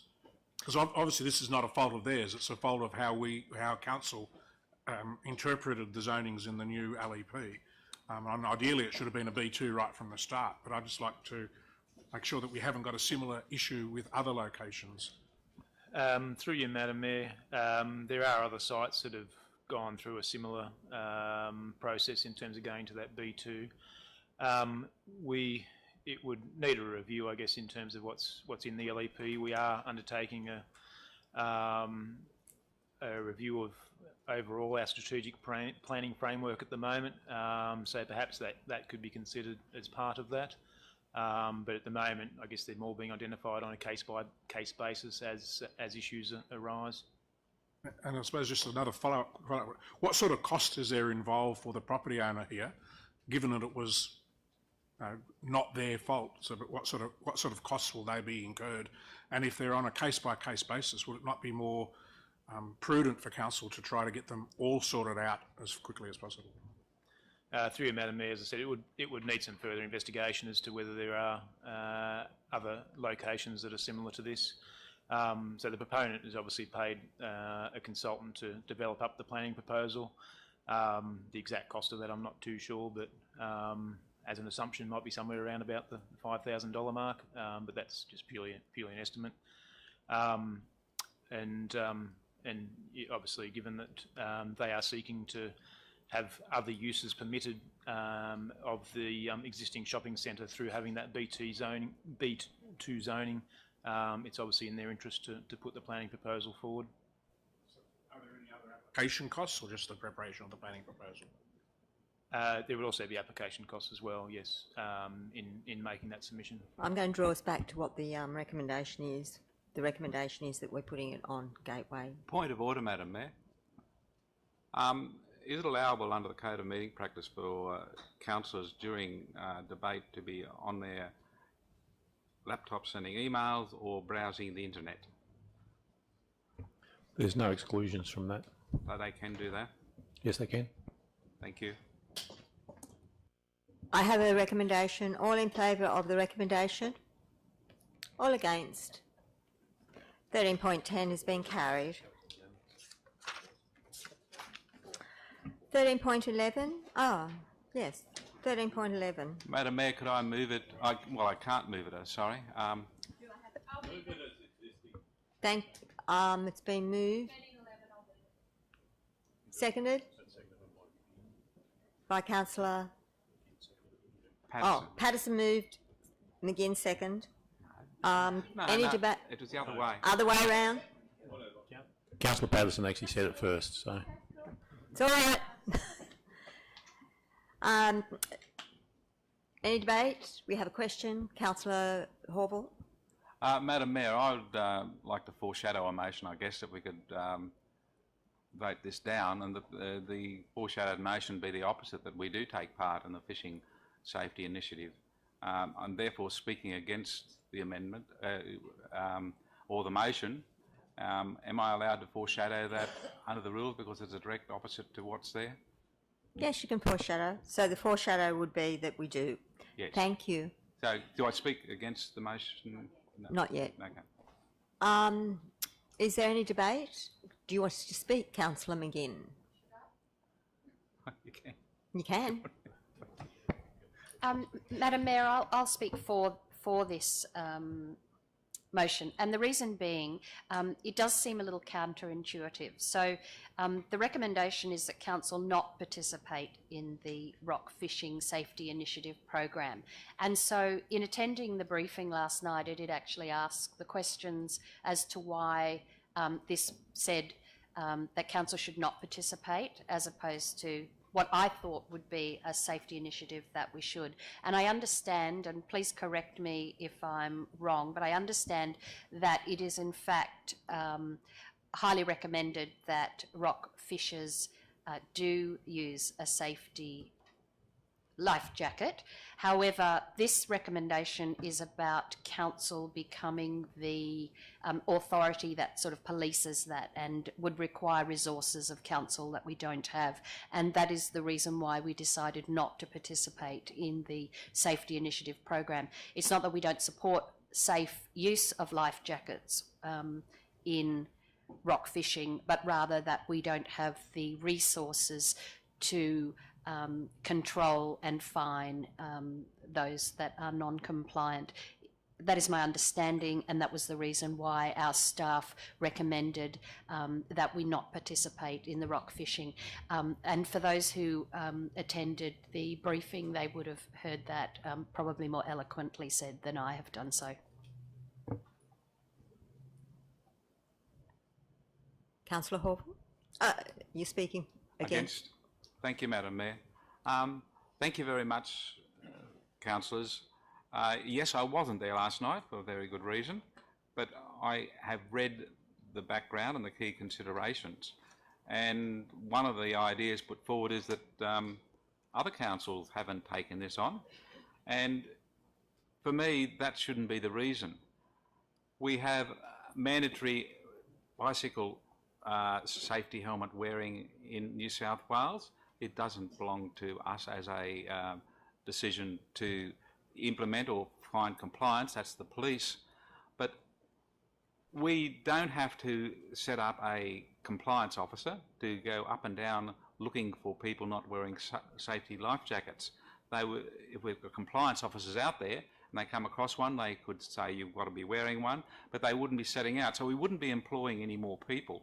But we'll be making a statement, and we're getting that safety while fishing is important. It's so important that the coroner has recommended that we have that right along the New South Wales coast after 9 deaths. We don't want any more deaths here. We take a position, a safety position. We tell people, you come fishing here, you've got to wear a life jacket because it's dangerous. So from the $30,000, and I could be corrected on this, that would involve us being able to put up signage, I guess, Mr. General Manager, if you wish to comment a moment, to tell people that they are in an area where it's required to wear a safety vest or a life jacket while fishing off rocks.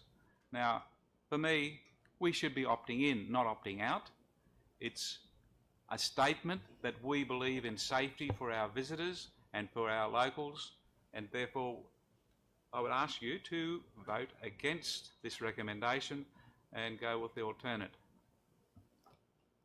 Councillor Patterson, then Councillor Saul. Thank you, Madam Mayor. I'm speaking against Councillor Hallville's. You're speaking for the motion. Yes, and that's for the motion. I myself am a fisherman. I do not do rock fishing, but I do have a licence that I pay for, as well as the other fishermen that I go fishing with. And the monies that these licences, the revenue that they produce, it puts together towards fisheries inspectors. The RMS, I also have a couple of fishing boats. The licences that we pay for those to be registered each year goes towards the RMS, which they put funds towards the water activities, which rock fishing is.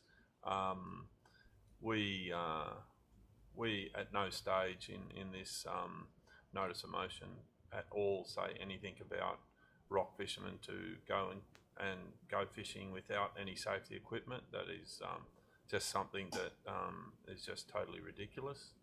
And if we start taking on this, we are cost shifting once again towards our rate-paying residents to do things that the government is doing already. Thank you. Councillor Councillor Saul and Councillor Morris. Madam Mayor, speaking for the motion, should I wait till Councillor Morris speaks either for or against, and then we determine that? Go for it. Go for it. Well, your light was on before mine. Yeah, But he's speaking for or against. just determining. I'm more want to ask some clarification. Okay, well, we'll take Councillor Saul, and then you can ask clarification. Thank you, Madam. Just making then sure we're we probably done with the debate. had clear lines of debate. Madam Mayor, 2 points concern me. One, we're becoming more and more a nanny state if we have to prescribe what to do everywhere and how to think and how to act. I'm sure most fishermen will logically protect themselves. Those that don't, well, that's a shame, but they have the right and they have ability if wish to. The second part is, if we have this signage in place and then we have more deaths, I'm pretty sure council get the blame because I didn't act to have someone watching 24/7 this to happen. So sometimes we're making a hole for ourselves by doing this. If the fishermen who want to go rock fishing decide not to wear a life jacket, that be on their head. Thank you, Madam Master. Councillor Morris. I suppose my question is that by not declaring this or not participating, does that prevent other agencies from fining people if they don't wear a life jacket? So therefore, therefore it will become not mandatory in our area. That's how I read it. That means that other agencies would not have the ability to enforce the wearing of a life jacket No, the Act actually permits New South Wales Police, fisheries and national parks to issue the fines. So the state government has a range of bodies of their own who can actually issue those fines for people not wearing them. Regardless of whether we opt in or out, they have that ability. So all that we are doing is opting out of our officers having an enforcement capacity That's within correct. the Act. That's the separation. There's two issues here. The mandatory wearing of life jackets is mandatory. Yeah. That has nothing to do with council whatsoever. It's state legislation. Who enforces that people are doing that while they're rock fishing is an option for council to opt in or opt out. The part that Councillor Hallville asked about the grants, if the state government's got $30,000 that they can issue with grants, well, they'd be far better to actually give those to fisheries to actually go and erect straight away so they don't have the administrative costs of a whole new grant system. It'd be far more efficient to actually just get your signs up and deal with it. And in terms of our officers, we would not be sending our rangers on any part of their normal duties would involve going out to where people go rock fishing. So we would never be enforcing this anyway under our existing resources. And certainly in a lot of local councils are not opting in, they are staying out of it because there is this ongoing fear with very strong history that this will just continually be shifted down to council and it will be a cost shifting exercise in the end. Because one of the things that I've got some concern with is the wording of the recommendation. And when you read the wording of the recommendation, unless people go and actually read the Rock Fishing Safety Act of 2016 to get some more background, they may be of the opinion that by us not opting in means that it's not mandatory to wear a life jacket while rock fishing. And I think that we should be phrasing it in such a way that we encourage people to make them aware that it is mandatory. So I would like to see some changing in the word that council not participate in the initiative, but this still leaves it as mandatory, but council not be enforcing. Now that's fairly long-winded, but I think we still need to put it in there that it's read that it is still mandatory. It's just that council will not be enforcing it. Yeah, I agree. The wording is... Yeah, the wording is very wrong. Yeah. It implies... So the mover, are you happy to adjust the wording so that, yep, Councillor McGinn, are you happy to accept that if we just slightly amend the wording so that it is just a bit more definitive in what's being, the intent is. So we need to come up with some wording. Yes, I totally get it. Thank you, Madam Mayor. I withdraw my foreshadowed motion. So let's just work on some wording here.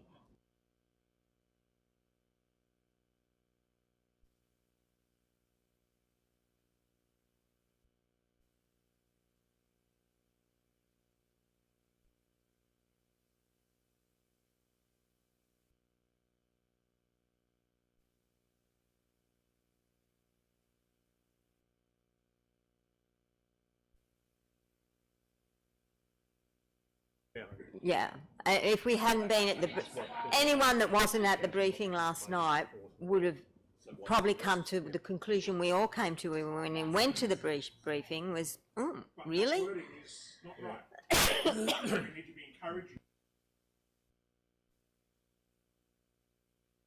Have we got some new wording? Yeah, it would just be that, what you've said, not participate in enforcement of the rock safety program.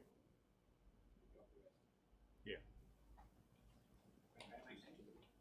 Even if we go on to sort of say, and actually we encourage them to find that background. Council agrees with the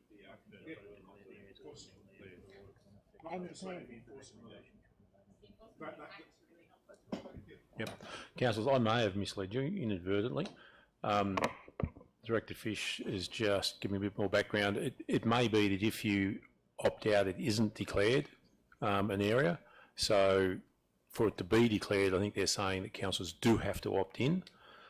Having said that, there is this very strong push in education program for rock fishers to start taking care of themselves and being responsible for themselves as well. So we might actually, is there a timeline on this, Robert? We have to get back by? Can we defer this to the next exactly meeting perhaps? Yes. In terms of timing, they were asking, I think, for councils to get back, I think it was by the end of January, but they're quite flexible in terms of timing. Yeah. The discussions we've had with them we to might date defer have certainly been to that effect. There's no concern there. Yeah, we might defer it and then clarify that exact point. Are you happy to take that, Mover? Yes.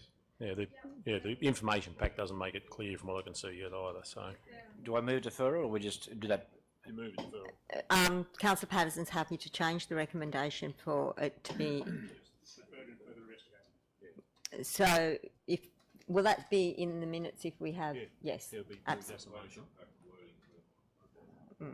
Madam Mayor, point of order. Shouldn't Councillor Saul be attributed to deferring? I've got Councillor Patterson. Yes, I know, but his amendment was to defer consideration. We're taking the amendment as the motion. Okay.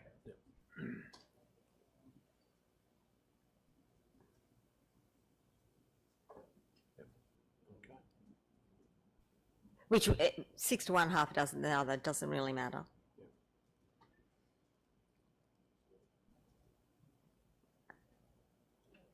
Okay. All in favour of the recommendation? All against? Item 13.12.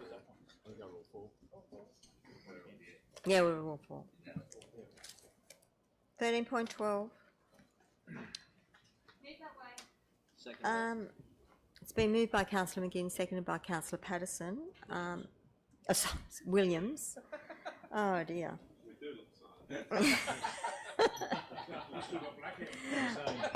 Point of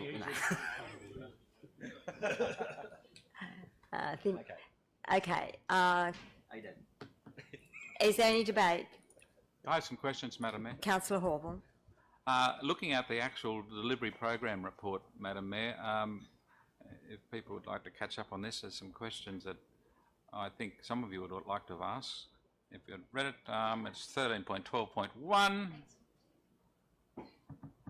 I'll just clarify, Councillor. I know for circumstances we did have a briefing session last night. We also had a presentation.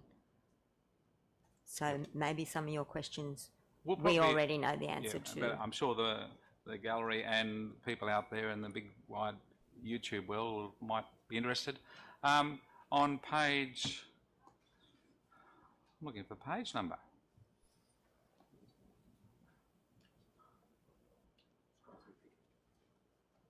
I found a problem with the report already. Right, on the bit on healthy, the second page, at the bottom of it, it's got planning, concept and funding development for South West Rocks Library and Community Centre. It's commenced. Is there a page number there, Mr General Manager? Oh, over there on the left, okay, yeah. It's not on the actual page that I can see, right. Thank you for pointing that out. The investigation is ongoing, including development of partnership opportunities. At one point we had a application in for grant funding and we weren't successful. Has there been a resubmission of that, Mr General Manager? No, there hasn't been any funding round suitable for that. Right, thank you. And what are these partnership opportunities? I haven't heard of that before. With any community facility, you'd be wanting to look at what you may be able to co-locate with those sorts of facilities. With this particular one, there's opportunity for not-for-profits potentially to operate from a facility like this. You could provide some social services out of it. We also may even look at ourselves and say, if we've got a library out there, can we actually be taking rates and paying bills and doing inquiries and having a planner based out there and things like that as well. So there's a range of different things. Is there an opportunity for a cafe to be in it where you'd actually bring in, a private sector person to actually operate it? So yeah, there's a range of opportunities for us to explore. So they actually haven't, no one's been approached yet in that area, Mr General Manager? No. On page 7, I've now discovered the page numbers. We were told by the water manager earlier, this is the 4th item down, investigate options for a new water treatment plant at Stuart McIntyre Dam and pursue funding opportunities. We were told by the general manager of the water section that, or not the general manager, the manager of water, I don't want to give him a promotion straight up, that they were investigating. He informed us that to treat the water properly out there, we'd have to have a treatment plant worth $35 million approximately. which is a great amount of money, and we certainly couldn't fund any of that. The grant scheme was unsuccessful, and we're investigating other ways, but the actual plant that is being looked at doesn't actually come up with the full water treatment plant that will deal with the acidic nature of the water. So is that being pursued any further with the state government? Yeah, this is actually basically stage one of that bigger picture. Okay, thank you.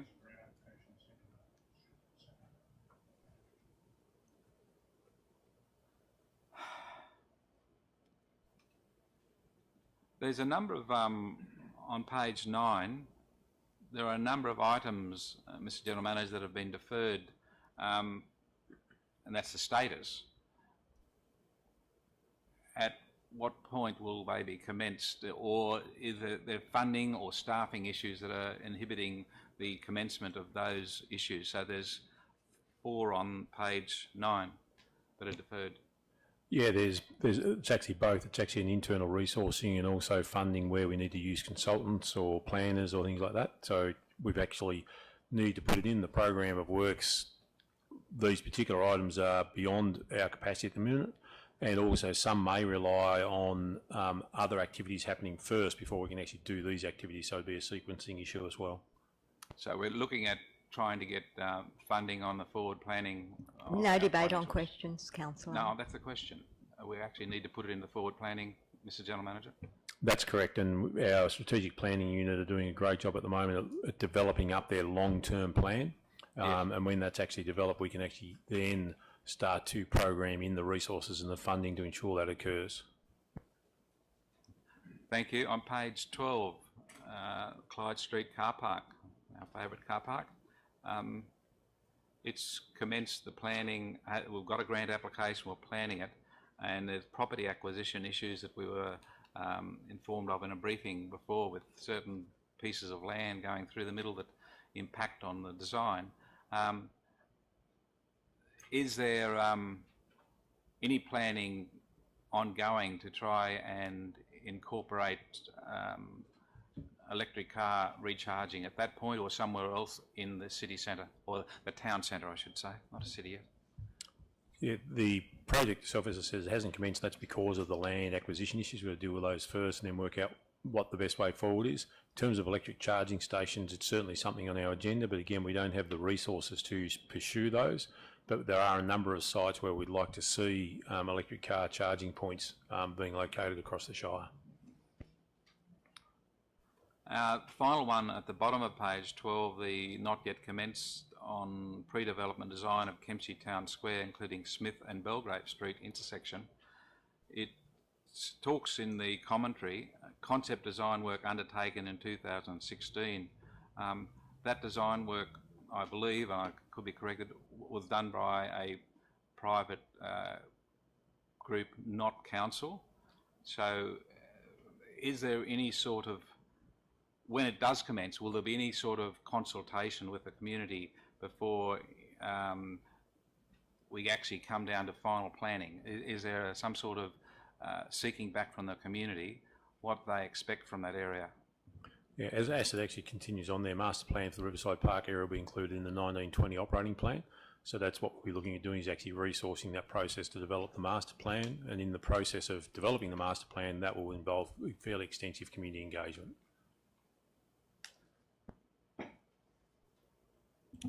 And finally, on page 15, Mr. General Manager, we've got the Rural Fire Service Southwest Rocks new station land acquired. Did council have to buy that land, or was it land we already owned? I'd have to take that one on notice. Of course, we've just sold a lot of land out there. Councillor. I'm just wondering whether that was some of the land we could have used. I'll take that on notice. Thank you. Councillor Baxter. Just on the same document, Madam Chair, page 20, renaming the Shire to better reflect the whole community. Just on last night's briefing, if I could ask the General Manager whether I think you said something is actually happening there.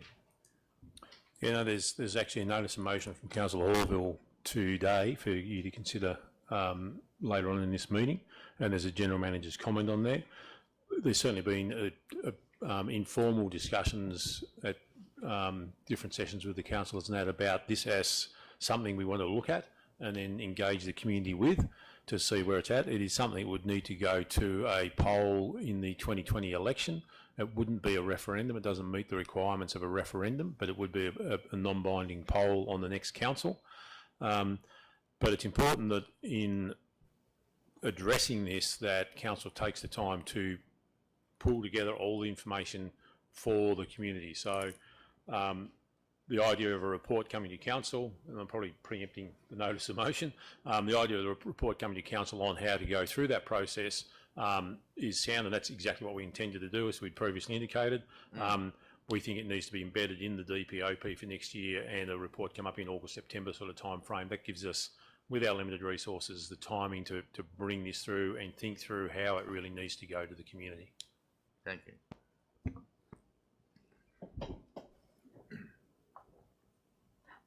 I put the recommendation. All in favour of the recommendation, all against?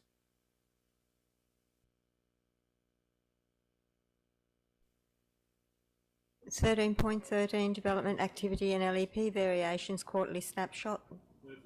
Thank you, Councillor. Do I have a seconder? Thank you, Councillor Williams. Any debate? Yes, Madam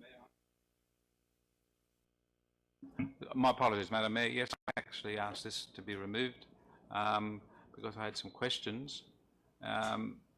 And the recommendation as council note the information on development activity. And as council and councillors, I do understand there's an issue, and General Manager or Director Fish may answer this, but we have a problem with non-compliance in the Shire with a number of properties undertaking work that hasn't gone through the development activity or the planning department. How many stop orders have been issued on work that has been undertaken that was not in compliance with council regulations? We'd have to take that on notice and come back to the council. Well, yeah, we wouldn't have those figures at hand. Thank you. That was the question. Finally, there's on that very first page of page 58, kind of preempting the decision we nearly made this morning. It says in the background, the second paragraph, during this period there have been no applications approved which involve variations to the Kempsey Local Environment Plan. What is considered a variation? Is it what would have been in the Crescent Head application for 7 Kaluk Place, or Crescent I should say? If council had approved the Kaluk Place today, then that would be highlighted in the next one of these. Would actually highlight that there was an application that was approved outside of the or would have been involved in a variation to the CLEP. Right. Okay. So that would have changed in the actual decision.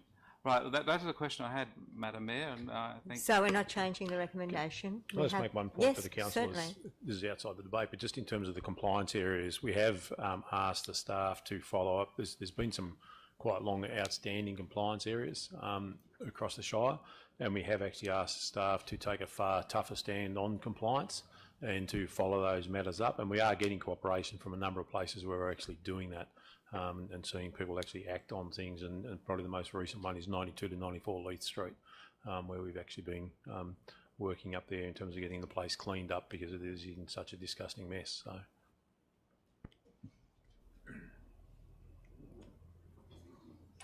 I put that? No, I haven't.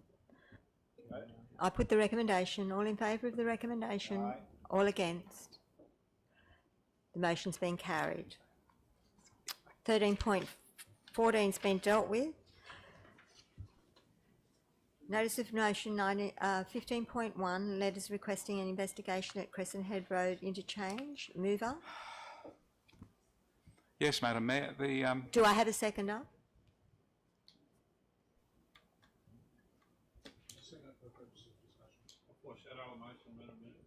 Madam Mayor, I'd like to move a procedural motion. Okay, I'll take the procedural motion first. That this item lay on the table.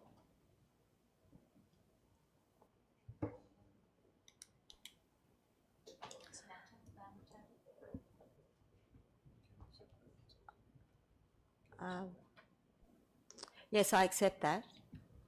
I would just refer to the General Manager to outline what it means for councillors or for the public when we lay a motion on the table. It's laying something on the table is something that does happen in councils. It happens in all sorts of places. It's not specifically mentioned in our code of meeting practice, but then there's a range of things that aren't, and what the general reference point for matters that aren't in the individual code of meeting practice that the Office of Local Government uses is Joski's Law and Procedures. That does outline what laying something on the table means. So just using this as an example, what that would mean is it would sit on the table of council as an item that until it's actually, and I've got to check the process to actually having been reintroduced, but laying on the table basically leaves it there not to be discussed again, but it is just sitting there literally on the table. In terms of the procedural motion itself, the procedural motion cannot be debated, it cannot be spoken to, it is simply the motion needs to be put whether laying it on the table is accepted by the council, and it only has to be by a simple majority for that to actually occur. So there is no debate about the procedural part of it. But it can be laid on the table for indefinite period of time. It does need a seconder. It does need a seconder. Do I have a seconder? I second that. Thank you, Councillor. Madam Mayor, I move dissent on your decision to go ahead with laying on the table. I'll just jump in there. The Mayor hasn't actually made any decision about laying on the table. She's actually accepted a procedural motion, which is required to do under the Code of Meeting Practice. She's required to accept that and hear that procedural motion. It is then up to the 9 councillors to determine whether or not they actually accept the motion to lay it on the table. It's not a decision of the Mayor to lay it on the table. So there is, not that I can say this, but there is no basis of a dissent at this point in time. Madam Mayor, could I speak just on the foreshadowed motion that I was putting forward? I have to deal with the procedural motion first. Yep, thank you. So there is a procedural motion. So we're voting on now. You're voting on now. Shutting me down, Councillor, that's you are enough. shutting me down, and I have a right to speak, but you're shutting me down. That is not what we're doing here. We are using the methods, I believe, that are in place. It's not even in our code of meeting practice, Madam Mayor. It's not in our code of meeting practice, and you're... That's enough. Councillor Saul. No, you have to put the motion. I put the motion. All in favour of the... Oh, Councillor Saul, you did have your light on. Yes, we're actually voting on now, so I'll make sure... What we're voting on now is laying this motion of Councillor Horville's on the table. Thank you. You understand what the General Manager has outlined as laying it on the table means? Thank you. I put the motion. All in favour of laying this matter on the table? All against? Wow, we've discovered a new way of shutting me down and stopping me from notice of motion. Moving right. Will you do the same for the next one? I don't know.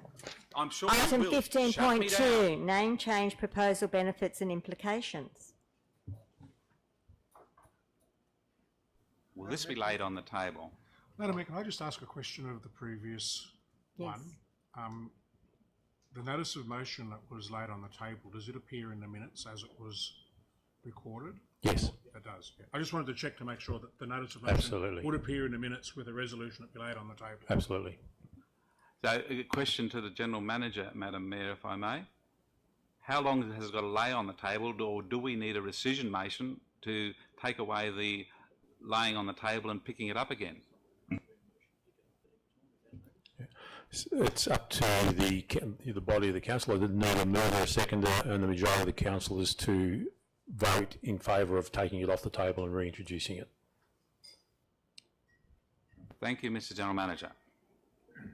15.2, name change proposal. Councillor Horville. Oh, do I have a mover? Yeah, I'm moving it, Madam Mayor. Do I have a seconder? I'm happy to second that if the mover is prepared to change the report to be in August in accordance with the General Manager's comment rather than May.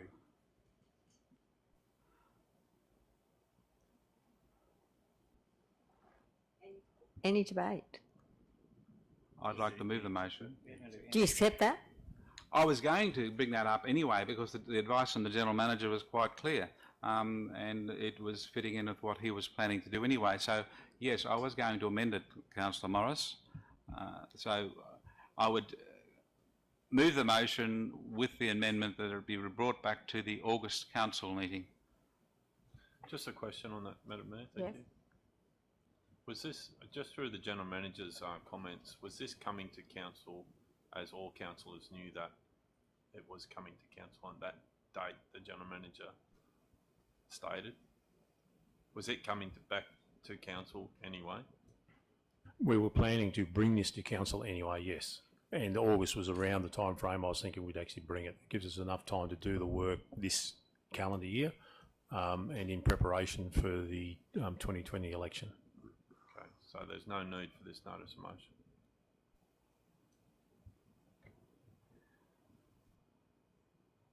Councillor Horval, have you accepted? Yeah, accepted the August time. Thank you. So the amendment is in the actual recommendation now that it be August 2019. Do we have any debate? I'd like to speak to the motion, Madam Mayor. I have an amendment. Madam Mayor, I'd like to move an amendment, and that being that the first paragraph that's there remain, but that the items that the report should address be removed. Point of order, Madam Mayor. Doesn't the mover of a motion have the right to speak to his motion before an amendment is moved? That's usual Actually, practice. Yeah, you can speak. Thank you, Madam Mayor. As indicated by the General Manager's comment, this is a general gist of what was going to happen anyway. And if we're going to be involved and be inclusive of our community, we should have a plan and a consultation process and put out facts and figures. The report will address all of those things. And I come to the really important part, is point 7.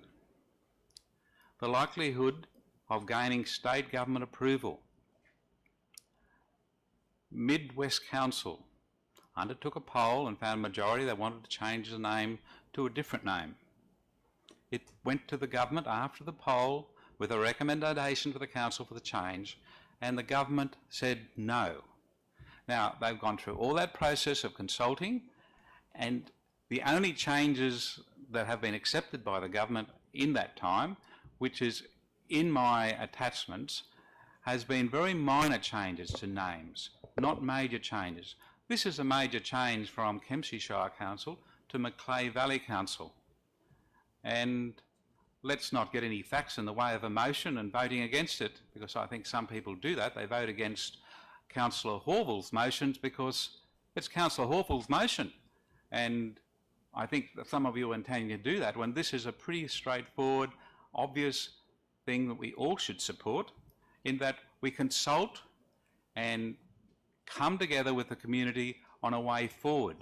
And we should be sharing information with the community. At the moment, we seem to be having people put out Macleay Valley and lots of documents and lots of referrals to Kempsey Council as Macleay Valley Council. We are not Macleay Valley Council until there's an official name change. In 2016, I was given the oath of office by Director Hager at the time, who was acting General Manager, and it asked me to swear to serve the people of the Macleay Valley. I took that up with him because I knew that Armidale and Uralla and all those villages in Armidale Regional Council were in the Macleay Valley. He said, "You've got to say it." So I said it. So really I'm trying to serve the Armidale Regional Council at the same time as I'm serving Kempsey Shire Council because of my oath. Incredible. But we have not had an official change to Macleay Valley yet. Let's follow the process.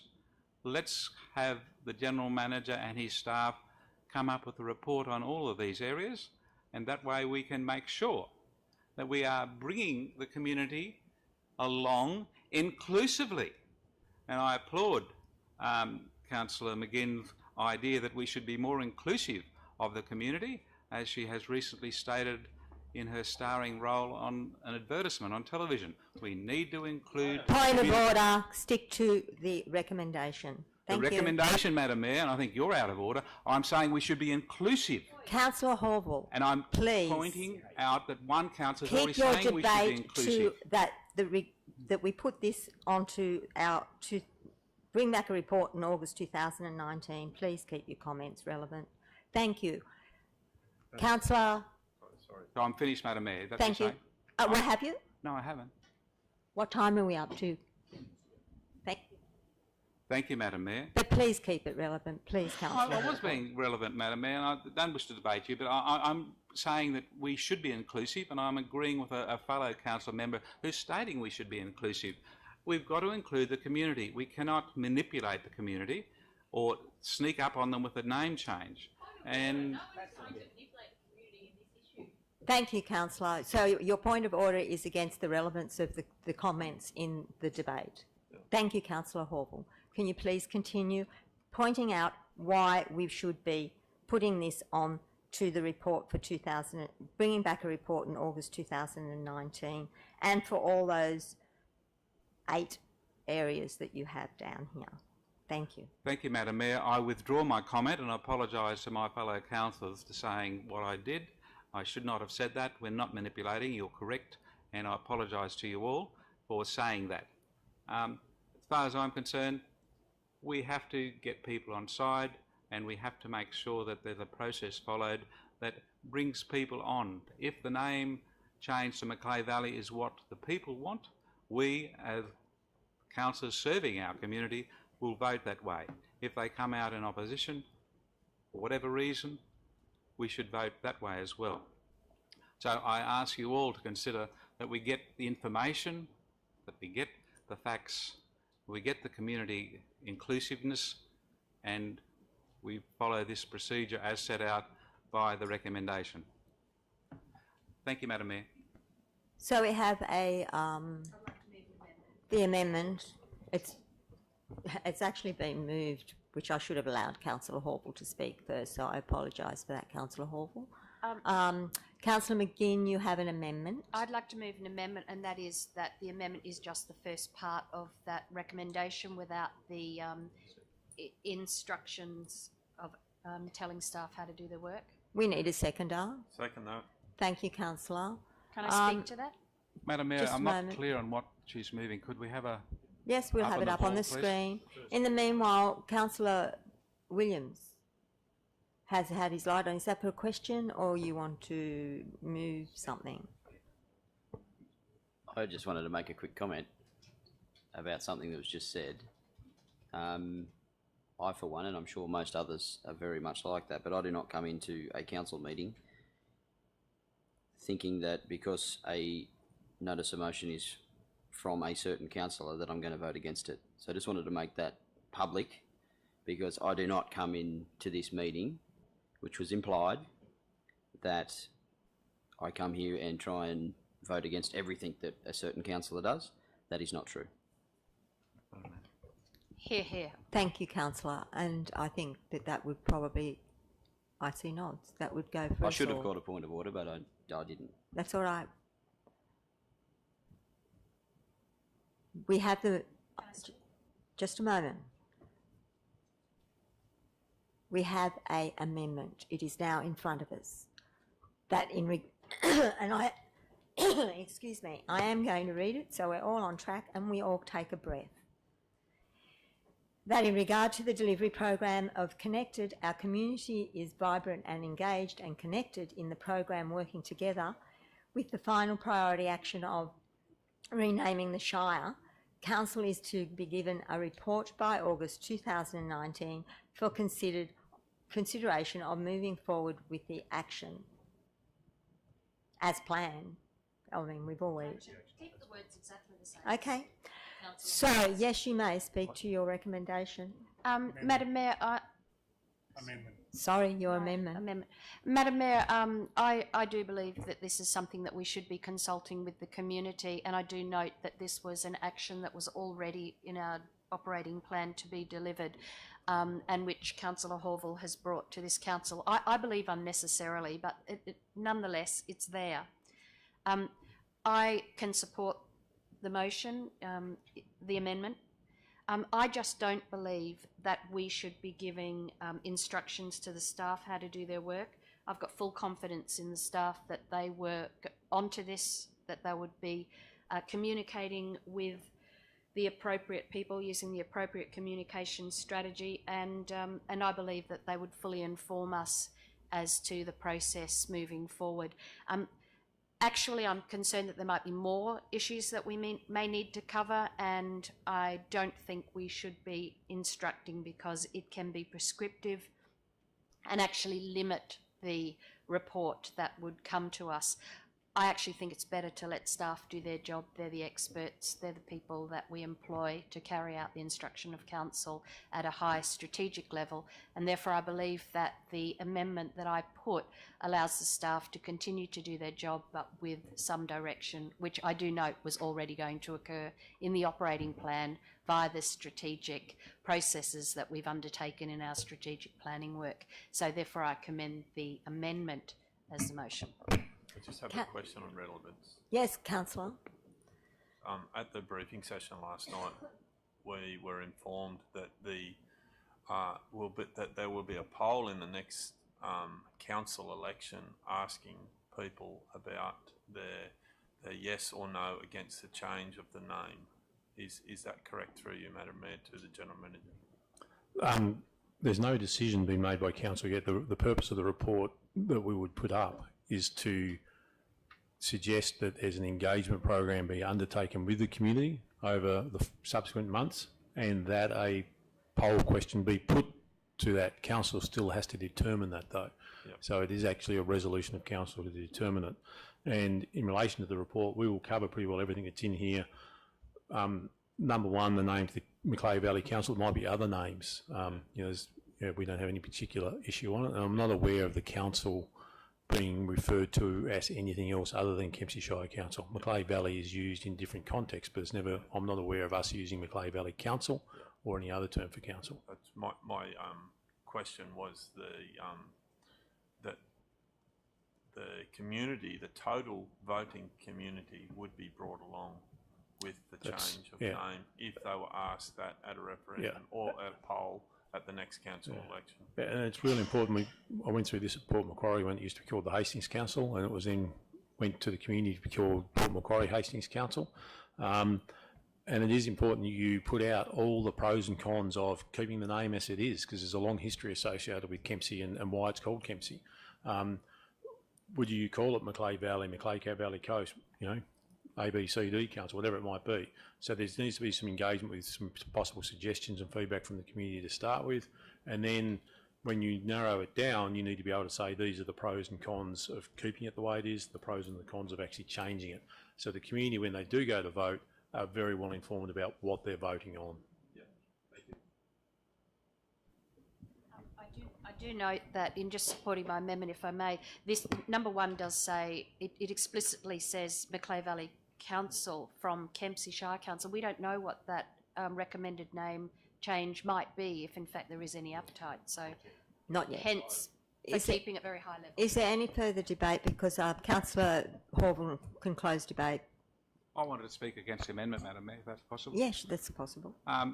Councillor McGinn, you talked about leaving matters to the professionalism of the staff, and I agree with you. That's why I put in point 8 of the motion, and any other pertinent matters as determined by staff. So you're saying we should leave it at the staff. Well, yes, we are, if you go with the original motion. We have to consider lots of things.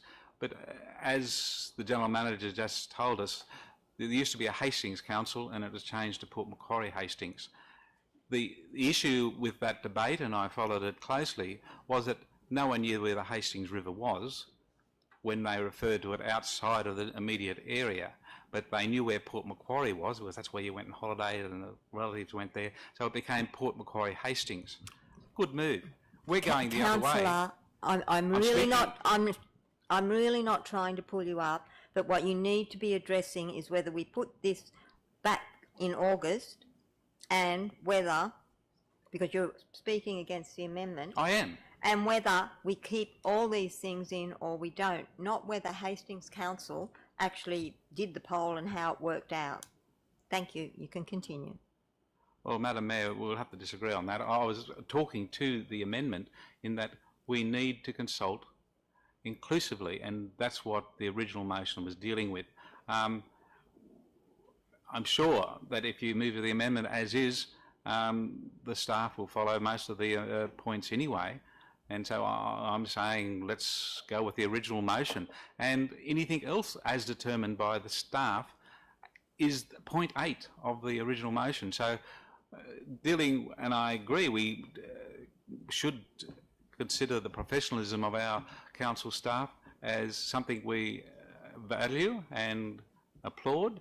And so I'm saying that they will have lots of professional input into this process. But we've also got to consider the cost and the likelihood of success, and that is possibly going to be in the report as well. But if we don't specify that, some of them might slip off the table, but that's okay. I'm sure we will get a report that's worthwhile in August if we follow either the amendment or the original motion. Councillor Baxter.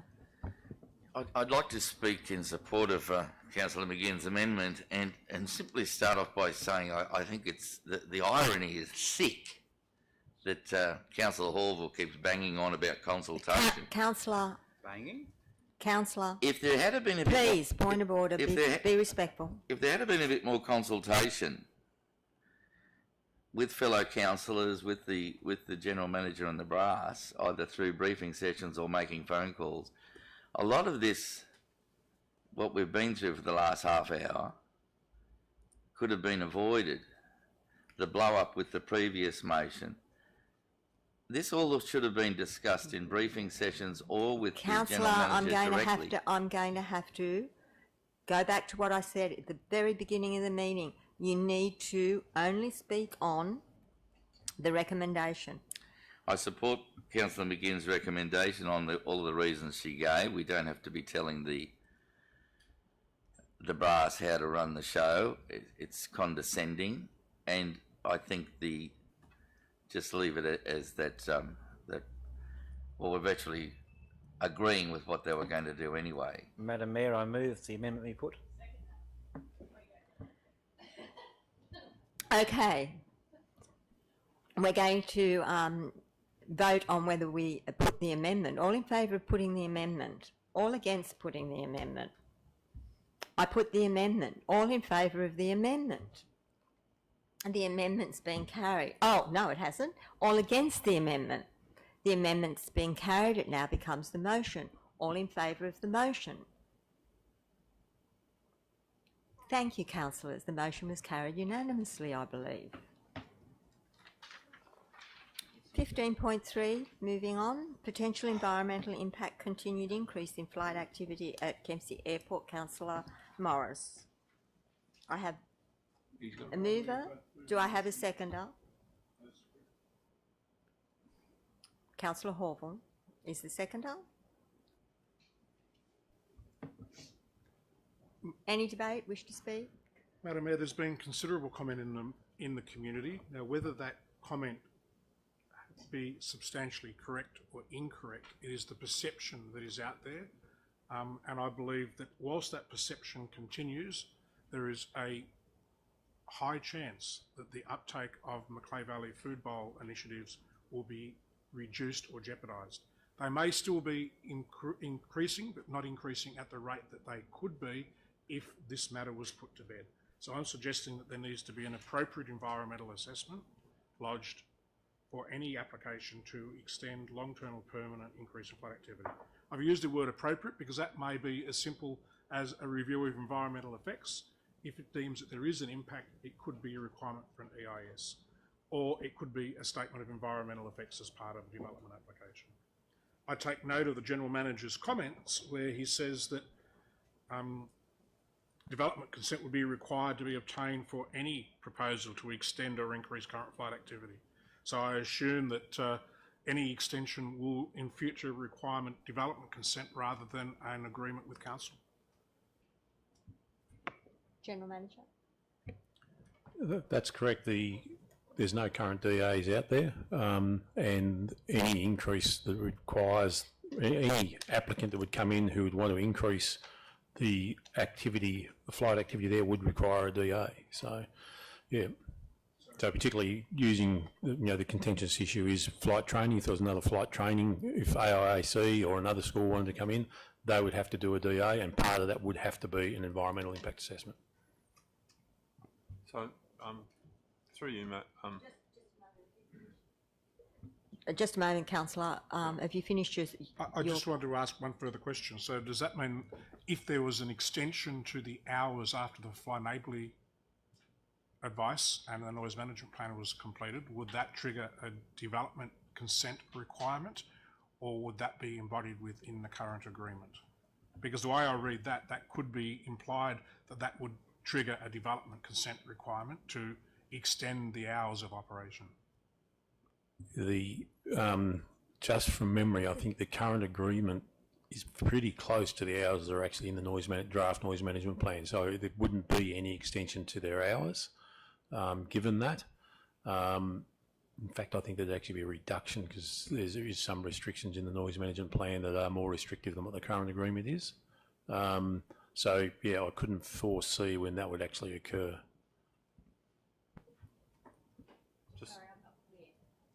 So there's currently we've got a current agreement with the college, and what Councillor Morris was saying is if we were to extend their hours under the current agreement, would that require a BIS or an whatever sort of approval and environment?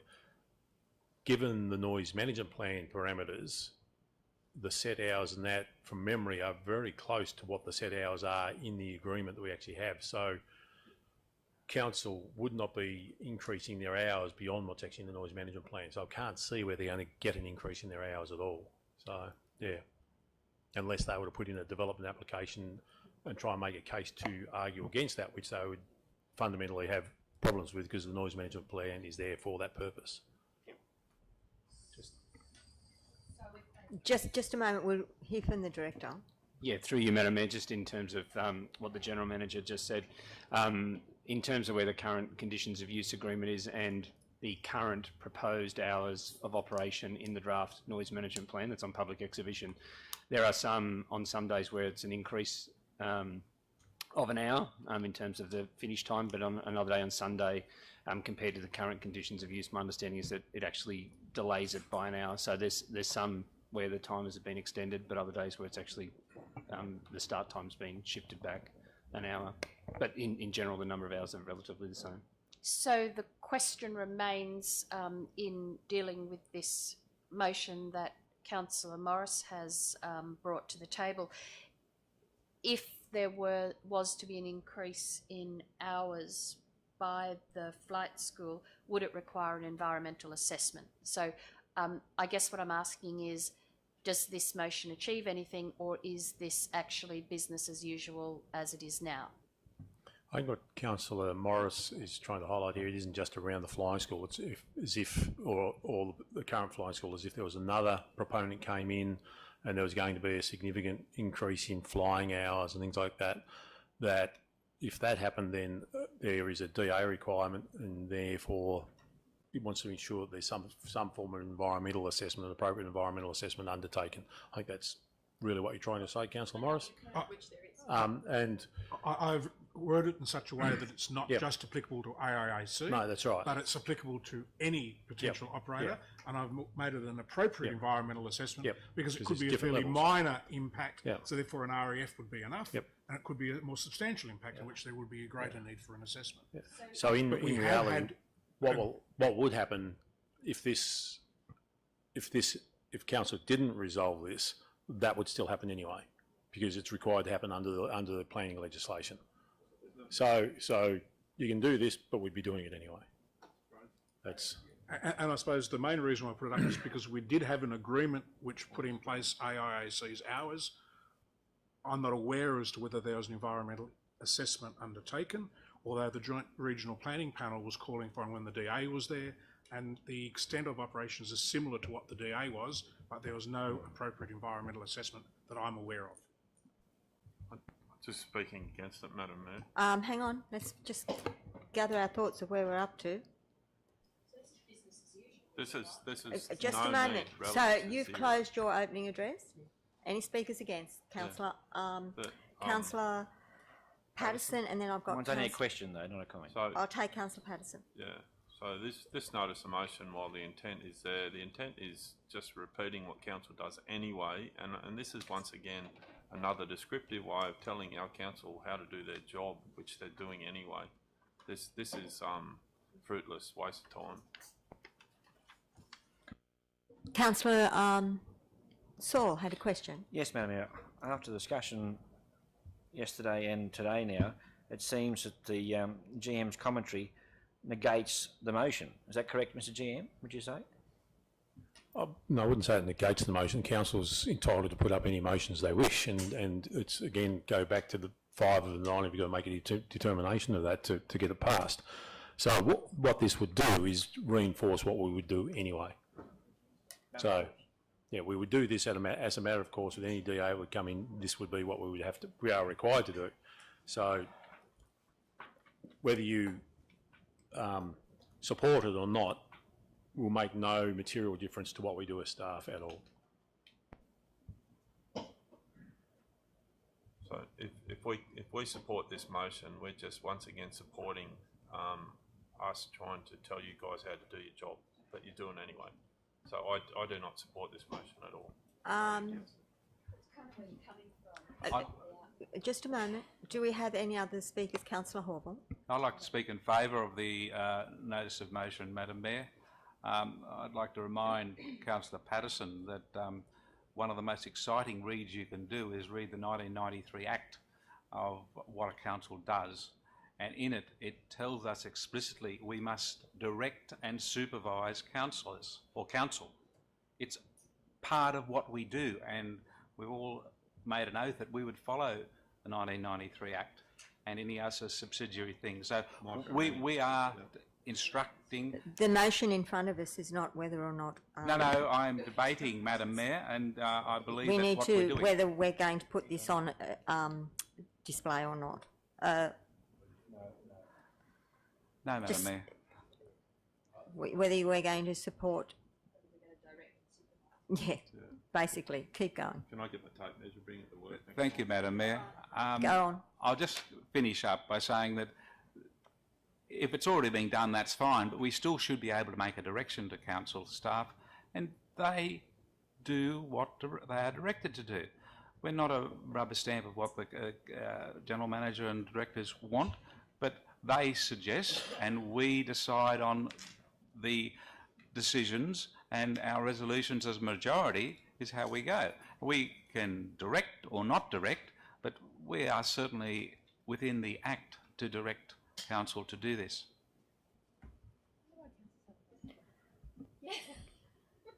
Put the motion, Madam Mayor. No, closed debate. It's not so much closing debate, it's more a question or just a clarification. And that is that what I've got there is a part of any proposal, not necessarily development applications. So that could be a request which is implemented under an agreement with council as opposed to DA. So I see this as being more broad ranging than a development consent. It is any proposal, not one that triggers a requirement for a development application. So a question, Madam Mayor, can council staff then enforce that if it is not within the planning requirements? So does a motion like this overrule our planning framework? That's just like a nasty term. General Manager. Yeah, I've continued to read this in the context of a development application, and Councillor Morris has already just put of any applicant, any proposal by any applicant, not necessarily a development application.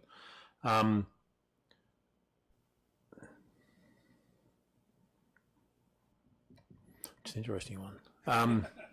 you could probably, the issue, someone might put a proposal up, but they're not going to be able to do anything at the airport unless they have a development application to actually do it. So, yeah, so whether, we can come up with a proposal, and if it doesn't have to go through some formal approvals process, then it's not going to happen at the airport anyway, so they wouldn't be doing any environmental assessments on it. So I can't envisage a situation where I'm going to have a proponent come in, give me a proposal for something, that we say go and do an environmental assessment on it at whatever level.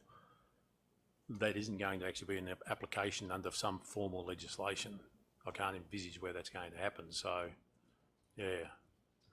We have issues getting DAs through on time at the moment. Isn't No, one we of don't.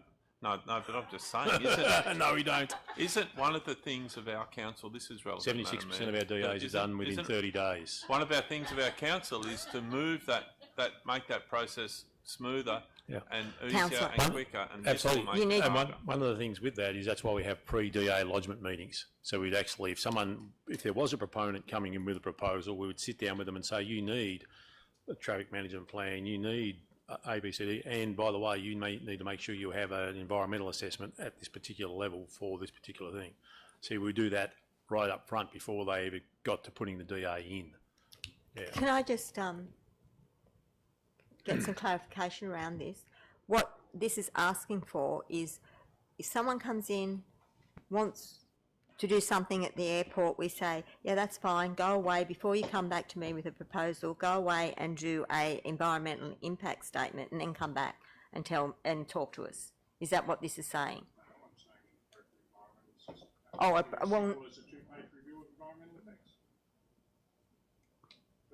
so, but it would, and it could be done by them themselves, or you want it done by, how prescriptive are we doing this? And it doesn't matter what proposal it is.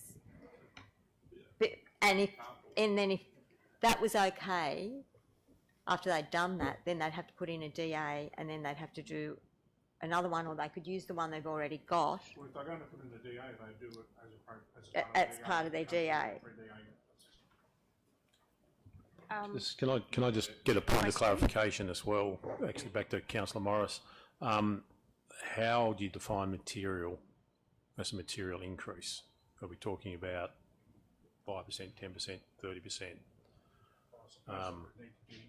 Be a judgment. If we had somebody coming in with an international, take food out to China, and they had jet planes coming in, that would be a material change, even if there was a limited number of flights. If we were going to increase the flight activity by 20%, 30%, that would be a material change. It would need to be something which is going to be significant and clearly apparent to the surrounding community. Can I make a comment? Yes, I think where I was sitting before was that this is no change, so therefore unnecessary. This is starting to worry me considerably with the language that's used in this. So we have the word appropriate. Well, what is that? Because appropriate means different things to different people. It can mean one-page high-level assessment to one, yet it can mean 100-page detailed, assessment on some tiny little frog or insect to another. Appropriate is different to different people. As part of any proposal, that could be as small as putting in a garden bed to having a higher number of flight schools or something. Who knows? Again, too airy-fairy. Material, what does material mean? Is that number of or size of, quantity or quality? I think that we should be sticking to our guidelines and our current development rules. I think the intention of this could be quite dangerous because there's too much language in here that is not defined. I think we need to vote this down and allow our employees to do their job. Any more debate? I put the motion. All in favour of the motion? All against the motion? The motion has been lost. 16.1. There is a recommendation. It's the LG New South Wales Annual Conference 2018. Councillor Morris, you've moved it. Do I have a seconder? Move foreshadowed motion, Madam Mayor, that the information be noted. That's an amendment, Councillor. Okay, I'll ask for a seconder in a moment after Councillor Morris has spoken. Through you, Madam Mayor, I've put up some additional matters there, which was, I suppose, in line with how Council had their previous requirement for delegates' reports. Previously, Council has stated that a councillor should only put up a delegates' report where there are matters that had came up from attendance at such conference or such meeting that they believe required consideration by Council. We then moved and changed that there be a delegates' report for somebody that attended a conference. I note in our Code of Meeting Practice that no amendment or no recommendation other than information be noted be included, which is contrary to the way we have historically done it. I suppose if the amendment goes through, it's quite simple. I write 4 notices of motion to address the other 4 matters. I'll leave it at that.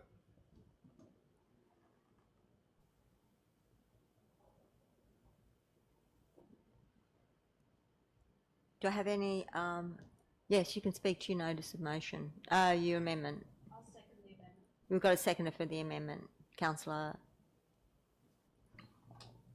Patterson. Madam Mayor, I just see this again as Council. This is normal reporting from Council. I don't believe that we need to act on any of these. Council were at the meeting, the relevant issues that were brought up at the LGA would be used by Council, but I just don't see like the Council investigate the use of smart bins. That's something that Council are doing anyway, I'm guessing. Yeah, Council enforce a requirement of Code of Meeting Practice. We've just spoken about that. The Council consider implementing process when reviewing Code of Meeting Practice. That's what we're doing. Council investigate the installation of sensors of vehicle parking areas. Relevant. I don't agree with that. So I think this information just be noted. And any further debate? Are you Councillor, speaking against the amendment? Or? I'm speaking against the amendment. You go, I'll speak. You speak at that. Thank you, Madam Mayor. Before I say anything else, I'd like to thank Councillor Morris for the extensive report and research he's put into this motion. And the motions that ask Council to investigate, they probably already are doing it, but we're actually giving them a direction to go and investigate. And it just doesn't mean that it's going to happen. It just investigates. They come back with a report that smart bins is a great idea and we should put them in. Well, that's their information back to us, but it doesn't actually call for a report. It actually asks them to investigate. And I'm sure the General Manager and the senior staff will investigate such things and say, yep, this is great, I'll bring it as a report to Council, but it's not a requirement there be a report to Council. I think the amendment is belittling the effort of getting information back from a conference that a number of us councillors attended at great expense to Council, and there should be something flowing back to us. We've got the flow back already from the waste initiative that we're engaged with, but we should also look at the other positive things we have gained from attending, and that's what this is. It's a report of positive things we can do as Council, and I commend the original motion, and I think we need more than just the information be noted. We need to actually recommend actions to the Executive. Councillor Shields. Thank you, Madam Mayor. Speaking for the amendment, I agree with point 1, it's a lovely report that's put together nicely for those like myself who couldn't attend. Point 2, though, which is why I'm supporting the amendment only, let's deal with it with our code of meeting practice when that comes back after it's been on public exhibition. Let's talk about those things then rather than having them in this notice of motion. Regarding smart bins and parking sensors, let's deal with them in the operating plan. When we're planning the operating plan for the next financial year, let's actually add them in there rather than, like, we've got a handful of infrastructure staff, we've got one waste educator.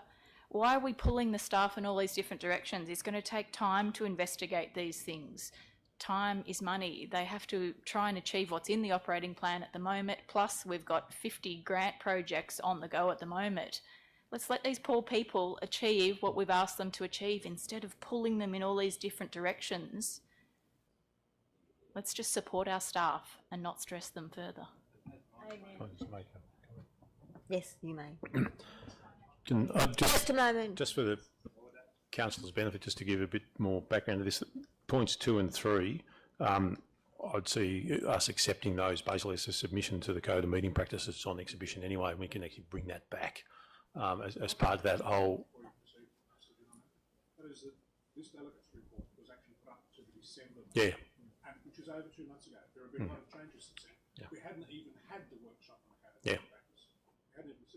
It's not a report that I wrote for today. No. It's a report that I wrote for December. Yes. Yep, and I think that needs to be understood. So yes, as both of those, we could actually do that. And in relation to 4 and 5, we're actually developing a smart city strategy, and in that is the idea of sensors for a whole range of things, not just in those 2 areas, but moisture content in our sports fields, flooding, a whole range of things are actually included in that.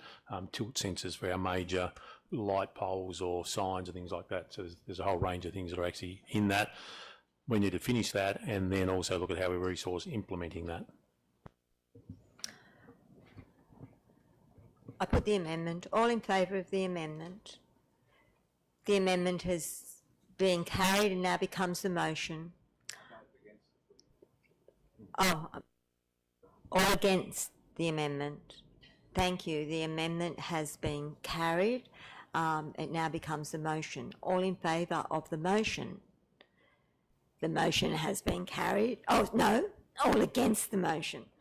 The motion has been carried. Madam Mayor, can I make one comment on that before you move on about this? That I hope councillors here understand that councils that have voted against this motion are not disagreeing with the motion.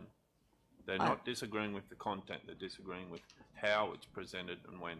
And Councillor Morris has just explained to us that it was a December issue, so I take that on board. Thank you. Thank you. 17.1 Local Traffic Committee meeting. There is a recommendation that notes the minutes and adopts the recommendation. Move that. Thank you, Councillor. Seconded by Councillor Patterson. Any debate? Any questions?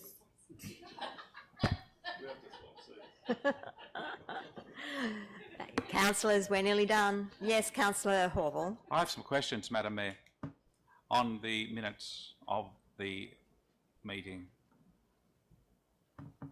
So if I can just go to that now, committee meeting.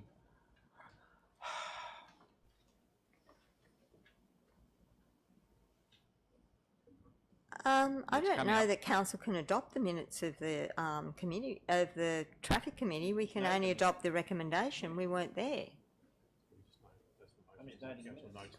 Oh, that notes the minutes and adopts the recommendations. Yeah. Sorry. Right, I bring you to page 8 of the minutes, Madam Mayor, and I guess I have to ask this question of Director Fish. On page 8, the speed review of River Street, West Kempsey. I note that it was unanimous that the recommendation be that the existing speed zones in River Street, West Kempsey remain just before Councillor Horval proceeds, can I just declare an interest in this? Yes, I live on River Street, but I'd say it's non-significant, non-pecuniary, so I'll just sit here. Can I just jump in on that? The relevance through you, Madam Mayor, to the General Manager. Should I be moving or seconding a motion that I am a member of the Traffic Committee? Should relevant? Yeah, but is it okay? Is it seen? I moved it. Yeah, okay. Just coming to the question, Madam Mayor, as everyone hopefully found it, it actually talks about council endorses the committee's advice to request RMS to undertake a speed review of River Street. Council carried out a fresh traffic count, and then it comes down, the fresh traffic counts indicate drivers adhering to the existing speed zones. So my question to you, Director Fish, because they are adhering to the speed zone stays the same. So if they were not adhering to the speed zones and all speeding through at 80 kilometres an hour, would the RMS recommend that we increase the speed limit? Through you, Madam Mayor, the RMS would consider the matters at hand related to traffic count and what the existing, I guess, the traffic speeds are. As listed in the report there, that the New South Wales speed zoning guidelines are what RMS use in determining speed limits, so that would be their guiding document in anything they assess.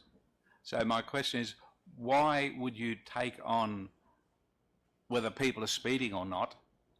If people are going slower than the speed limit on average, would you put the speed limit down? Through you, Madam Mayor, the comment. No. And in actual fact... This is not our committee meeting. No, I know. I'll let you answer it though, for now, so that Councillor Hallville has been well and truly heard and had response. Yeah, through you, Madam Mayor, the background information was provided to RMS to assist them with their consideration of the matter and to consider whether there was an issue in terms of vehicle speed or not. But as I've already stated, they would obviously do their assessment in accordance with their own guidelines. So, just to be sure... Just a moment. Madam, you asking Mayor. another question? Yeah, Dr. Fish. I will call you for another question. You can ask your question. Thank you. The original information that was put to the committee was to assess whether the improvements in River Street and the relocation of the Kempsey Hospital entrance, would that have improved the safety of the road, that a return to 60 kilometres an hour would be allowed? That was the original thing that went to that committee. So why was that not considered? And it doesn't seem to be in the report, Mr. Director Fish. Is this actually in the scope of our discussion? Aren't we recommend like adopting the minutes, like noting their minutes, Obviously. not rediscussing their discussions? That's not our calling, I wouldn't have thought. Madam Mayor, would you like me to make a comment quickly to cover what Councillor Hall? Yes, and then we will actually go back to what the recommendation is. We cannot rehash a committee that has already been met, and that what we're doing are noting the minutes and adopting the recommendations. If you wish to change the recommendation and not adopt it, that's what you need to be speaking to. Yes, Councillor. You've got it. You can answer the question.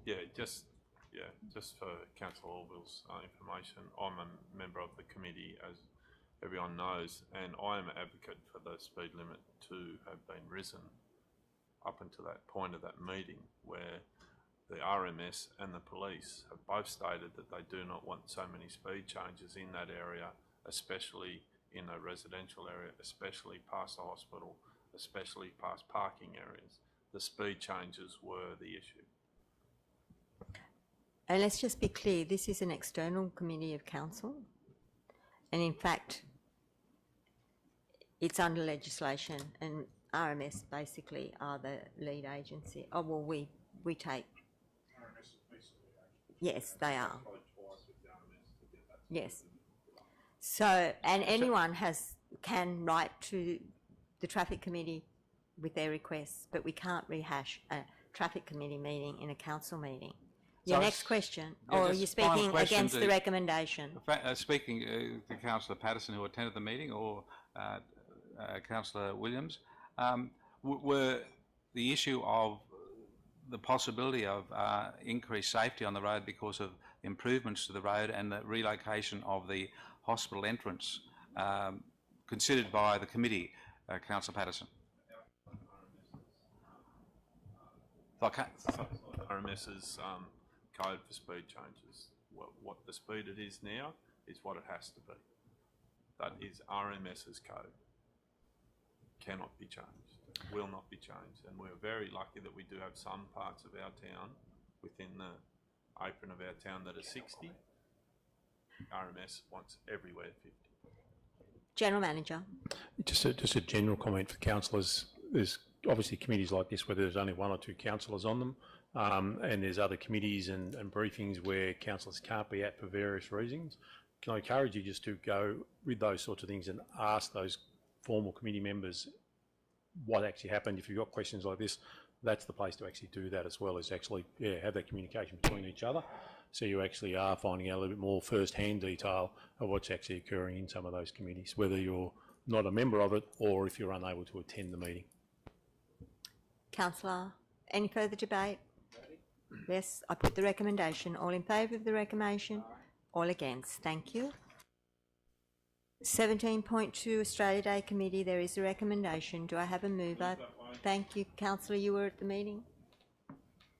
Councillor... Seconder. Any debate?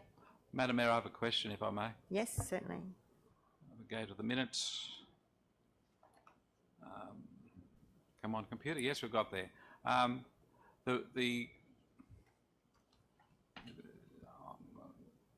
For a start, the meeting opened and then there was a motion from Councillor McGinn and seconded by Councillor Patterson that 4 things were to happen. I presume there was a discussion before then, or a committee of the whole to discuss who gets the winning. But in point 2 of the recommendation, it says that Young Citizen of the Year be awarded to that person. The other ones, 1, 3 and 4, all talk about finalists. It's obvious that number 2, there was no finalist, there's only one person. I have been told, and I wish to be corrected by the Mayor, that she was announced as a finalist. Is that correct on the night?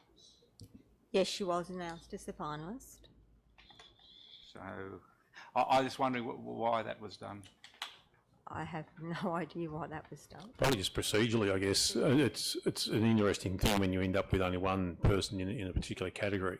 And I've seen this at business awards and all sorts of things, that you still announce them as finalists because you're bringing up all the finalists, so you can't, in the middle of that, bring up an award winner at the same time. So we went through all 4 categories in recognising the finalists, and then we went through the 4 categories recognising the winner. So through that process, you wouldn't have gone to the Young Citizen as the second category of finalists and say, oh, she's the winner. People could clearly see there was only one finalist, so they knew she was going to be the winner anyway, but it happens all the time in, like I said, Chamber of Commerce business awards and tourism awards, where there is only one thing. It's just, it's the way it's normal protocol, the way it's done.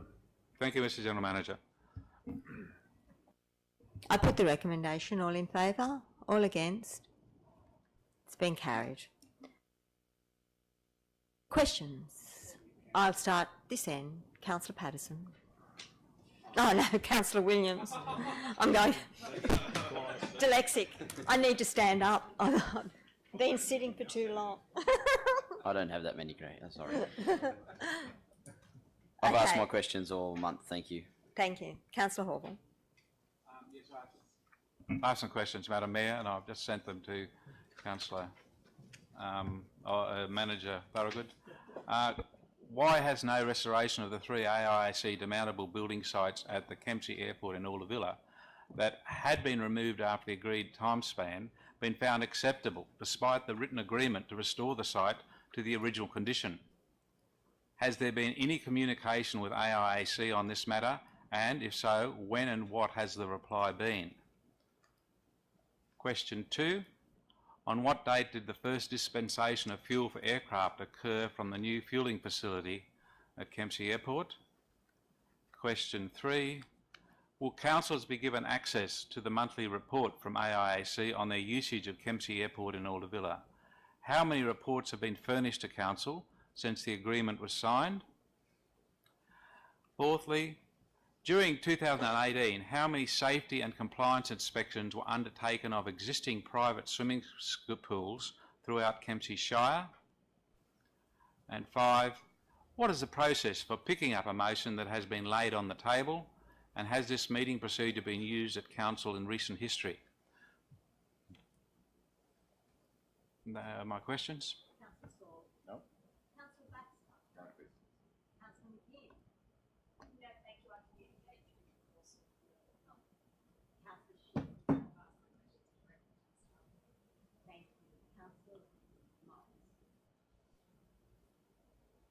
In the past, Council has considered the whole of life costs, operating and maintenance costs and depreciation in relation to proposed capital works. This practice seems to have been discontinued of late. Can this be reintroduced as an essential consideration in relation to Council's ongoing financial sustainability? Can this consideration also be extended to consider the whole of life costs, operating and maintenance costs and depreciation associated with any grant applications that will result in works being undertaken that will be capitalised? What is the assessed impact on Council's long-term financial sustainability as a result of the handover of the associated road sections following the highway duplication that have been reported to have a value in the order of $50 million? Can the development of a master plan for Stewart's Point be included in the next delivery plan of Council? If not, why not, given the likely residential growth after the completion of the sewerage scheme? Will Council be reviewing the planning documents applicable for Stewart's Point and the surrounding region prior to the commissioning of the sewerage scheme to maximise the potential development opportunities? The others you had already sent those through, yes? No, I haven't. But you will. I can, yes. Thank you. Councillor Patterson. Thank you, Madam Mayor. I do have just a few questions I sent through, and I do apologise for doing them here, but my working life, family life, etc. sometimes restricts me from the amount of time I have to communicate with Council. The number one, it was who is responsible for the basketball courts on Bird Street and Kempsey. Can it be revitalised or maintained?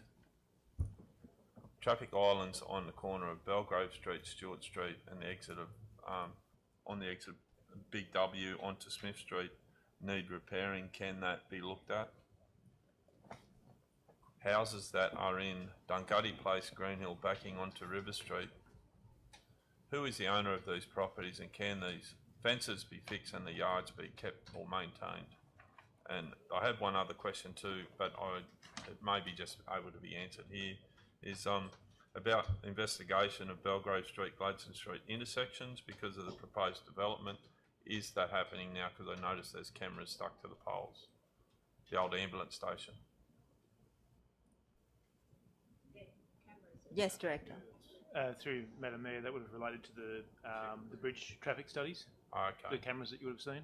I've just a quick background on that. I have sent a request through to Melinda Pavey about possible funding to look at that intersection because the development there is going to cause quite a bit more traffic. Thank you. Okay. Moving to confidential. Thank you, Councillor Saul. Do I have a seconder? Thank you, Councillor Baxter. So we're now in confidential. Have we got any public still left? Only Ruby stuck it right out to the end.